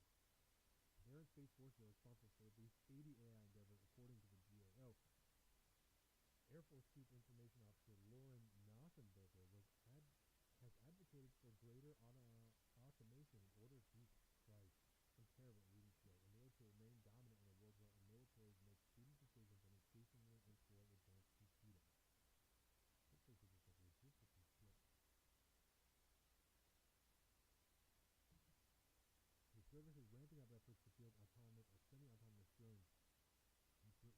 refers to as a collaborative combat aircraft to fly alongside F-35 jets in a future fighter called Next Generation Air Dominance. The service. Do you guys remember the movie? Oh, what was it called? With Jamie Foxx. Oh, Stealth. The movie's called Stealth. We're gonna IMDb it because Jamie Foxx and the really hot girl from Seventh Heaven. What's this woman's name? You guys know who I'm talking about. Jessica Biel is in it, and someone else. A white dude. John Lucas. I don't know who the hell that is. There you go. John Lucas is in it. Jamie Foxx is in it. They're all fighter pilots. They're test pilots, and they eventually start flying with an AI, and they have to kill it. Deeply ensconced in top-secret military programs, three pilots struggle to bring an artificial intelligence program under control before it initiates the next World War. I don't remember the exact plot, and we get in trouble when we play shit from IMDb. They hit us with copyright stuff. But, yeah, eventually the AI goes off the chain, and they have to try and stop it. But it's a robot, so it's like murdering them. It's bad news. One of those dudes dies, I'm pretty sure. You guys should repeat that movie if you have not seen it. The Air Force's proposed budget for fiscal year 24 includes new spending to help prepare for a future with drone wingmen, including a program called Project Venom to help the service experiment with autonomous flying software and F-16 fighters. This is what I'm talking about. These fucking wingmen. This is Stealth. This is the movie Stealth. Under Program Venom, under Project Venom, which stands for Viper Experimentation and Next Generation Operations Model, the Air Force will load autonomous code into 6 F-16s. Human pilots will take off in those F-16s and fly them to the testing area, which the software will take over and conduct the flying experiment. Human people, they're going to die. The Royal Aeronautical Society post on the summit said Hamilton is now involved in cutting-edge flight tests of autonomous systems, including robot F-16s that are able to dogfight. The fuck out. This is Stealth. The Air Force plans to spend roughly $120 million. That's what it's called. This is Stealth. The Air Force plans to spend roughly $120 million on Project Venom over the next 5 years, including a nearly $50 million budget request for fiscal year 24 to kick off the program. Air Force told Defense News in March it hadn't decided which phase and organization will host Project Venom, but the budget request asked for 118 staff years to support the program and other Air Force bases. In early 22, as public discussions about Air Force plans for autonomous drone wingmen gathered steam, former Air Force Secretary Deborah Lee Jones told Defense News that the service must be cautious to consider ethical questions as it moves toward conducting warfare with autonomous systems. It's the same idea as like a combat robot, you know?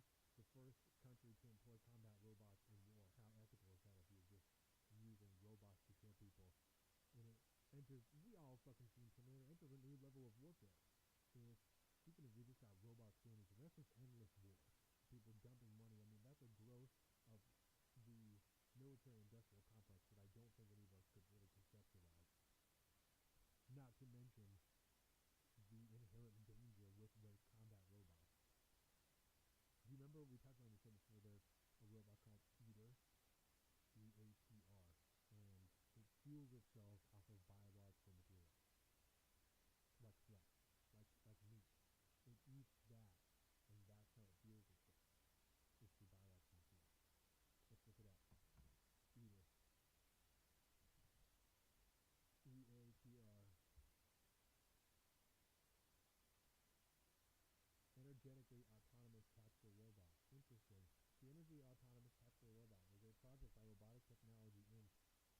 And Cyclone Power Technologies Inc. to develop a robotic vehicle that could forage for plant biomass to fuel itself. Plant biomass, theoretically operating indefinitely. It was a concept developed between 2003 and 2009 as part of the DARPA military project. Yeah, the United States military. Joe Rogan elicited some conspiracy theories and many rumors after claiming his project theory the robot would, or at least could, ingest human energy to keep powering itself. Cyclone Power Technology stated that animal or human biomass was not intended to be used in the waste heat combustion engine of the robot, and it simply would be able to distinguish forage material. And the project originated from RGI, which the other sources including chicken fat. The robot was powered by a steam engine built by Cyclone Power Technologies. That's wild. Called the Cyclone Waste Heat Engine that produced power through external combustion of biomass, i.e. combustion outside of the engine. An example of a Rankine-style engine. The engine would power the vehicle's movement as well as being used to recharge the batteries that run sensors, arms, and ancillary devices.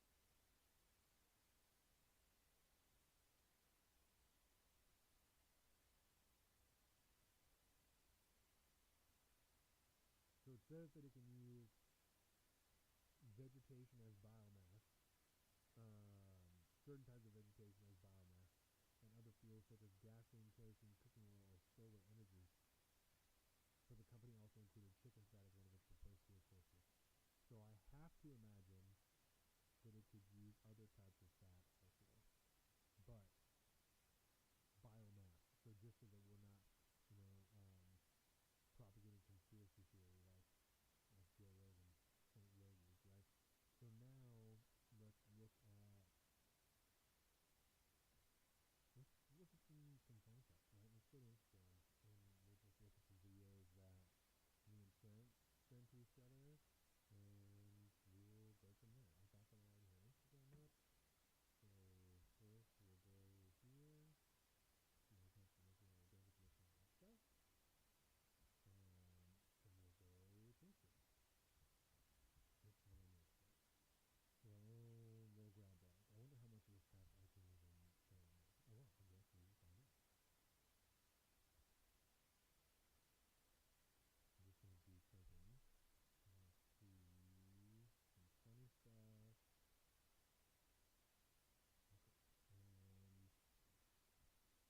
This is my conversation with Quentin, my best friend, and we'll watch some Instagram. So if you go back up this way, go down the escalator, my uncle touched my wiener, and then it's literally right there by the Apple store. Huh. Okay. Yeah.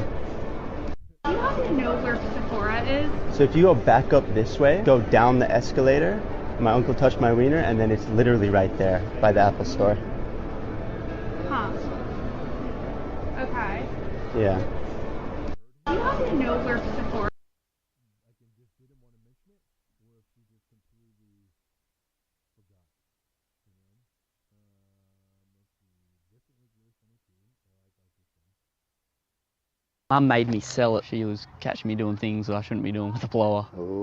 I'm not saying that you are going to do it, but you do strike me as someone that would. If you are going to use it for something else... No, it's going to my son. You get down here, and it's got wheels, mate, so it goes in and out. Like that. Yeah, I know. Make sure you got a power point right there. If it goes to mulching, you've got a matter of seconds. How you going, buddy?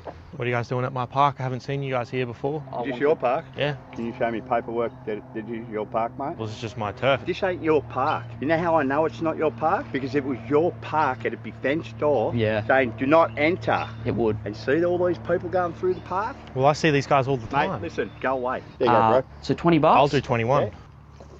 Hey? A what? I'll give you 21 for the blower. I'll give you 25. And don't even keep getting smart about it, mate. 26. Hey, go back to your park. Can you Take meet? 30, buddy. All right? 31. Yeah. Mum made me sell it. She was catching me doing things I...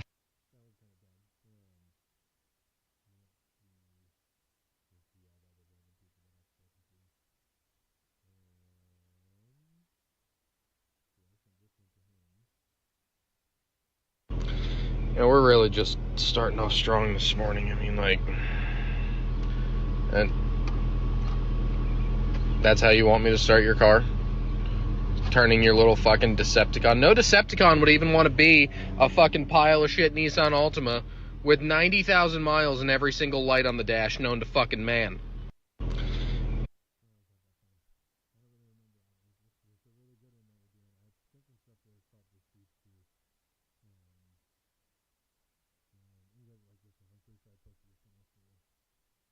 I'll hold on to for safekeeping. Why? Well, because I'm the most responsible person. Guys, I don't think any of us should have a gun. Yeah. Yeah. Well, one of us does, so... The end. I'll hold on to for safekeeping.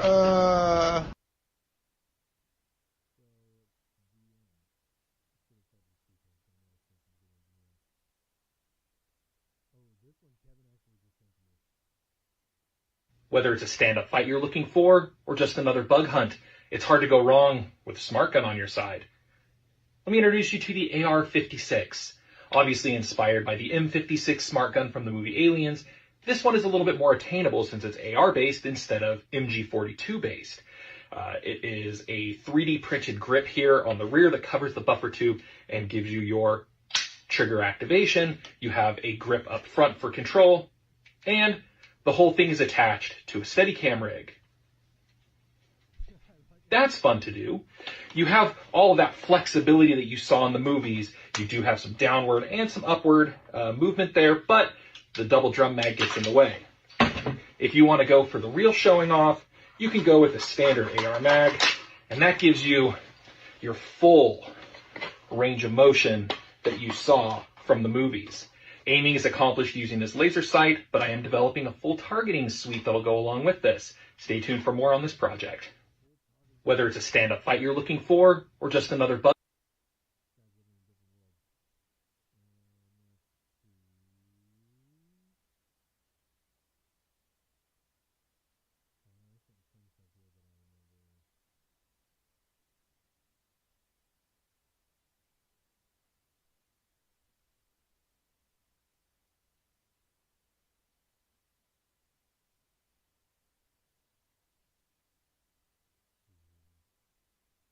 So I was at the gym yesterday, right? And this lady just comes up to me, 45 years old. She's like, "Do you want a protein smoothie?" I'm like,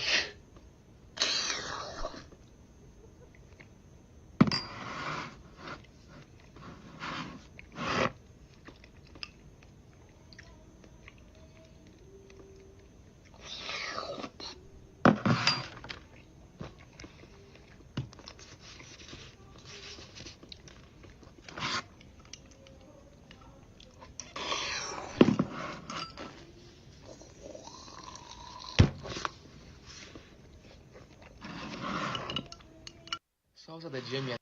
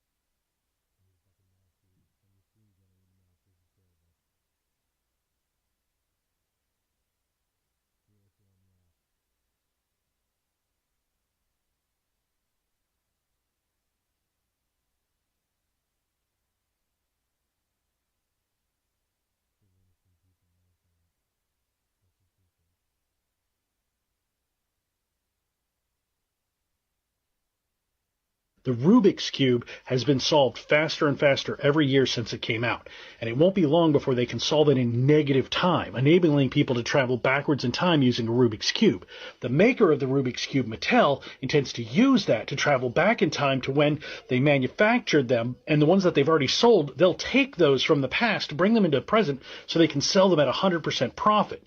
The problem with this is it's great for capitalism, but that additional weight of all those Rubik's Cubes will shatter the Earth's mantle, causing the Yellowstone supervolcano to erupt, which is going to send the entire world into a volcanic winter that could last a century or more. So our solution is we're going to create the Robux Cube, which is a lightweight alternative to the Rubik's Cube that at lighter weight might not shatter the Earth's mantle, and we can solve it faster. We can travel back in time before Mattel, get the Rubik's Cubes, go back to the Jurassic era, put them in space, and they'll replace the meteor. The Rubik's Cube has been solved fast.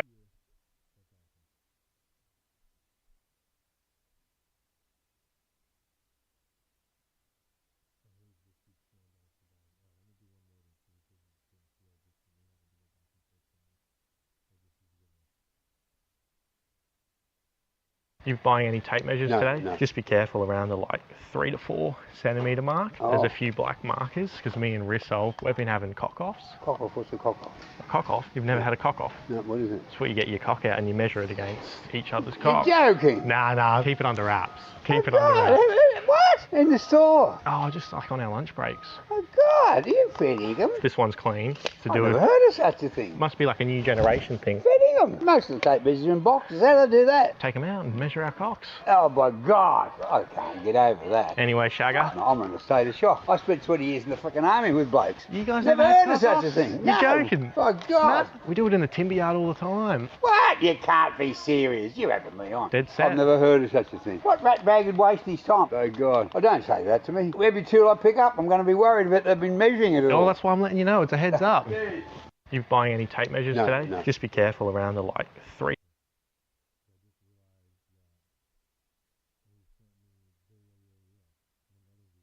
Are you another worker? I'm not working here. Or you don't work at this one? I'd never work here. This is different. What Bunnings do you work at then? I don't work at the Bunnings. When did you start? You understand what I'm telling you? I No. don't work in Bunnings. I never work in Oh, so Bunnings. why are you wearing red? Just because I'm wearing red, that doesn't mean it's Bunnings. Do you work at the one down the road? Is your mind is okay? Hey? You're not. I'm saying I never work in Bunnings. Yeah, it's just yeah, a red so- top. Why am I wearing red top? Yeah. Do you think anybody wearing red works in Bunnings? So you don't You're work? nuts. You don't work?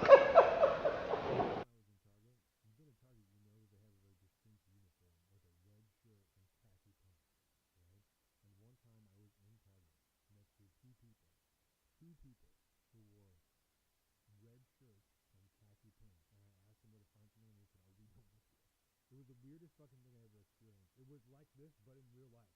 And I couldn't understand why two people would wear red shirts and khaki pants to Target when they didn't work there. Sue-man, how are ya? I'm good. How's that? Is that everything? Yeah. It's stone cold. It is literally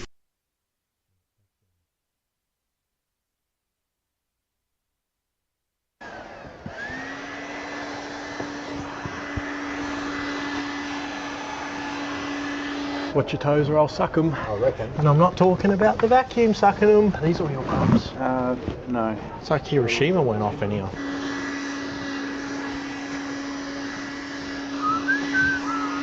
Tracy's hiring at the local janitor. What would be expected of me? Walk around sucking on things with this. Don't get caught playing with the vacuum. Got caught with my in the vacuum. I'm not a snitch, but that fella was definitely eating a Mrs. Mac Soso roll. Alright, well look, I think at this stage maybe just if you want to sit down. I'll just keep cleaning. No, I don't want you to clean. Just have a little rest. What, like a lunch break? Lunch break, yeah. Lunch 20 break. minutes? A break now for the next 3 hours until we close at 8 o'clock. Does this have anything to do with the big dookie that was dropped in the staff toilet? I have no idea, sir. So this has nothing to do with the dookie that I tried to clean up No, it's nothing to do with in the anything staff else. toilets? Wow, doesn't that look yuck? Came out of your staff toilet. I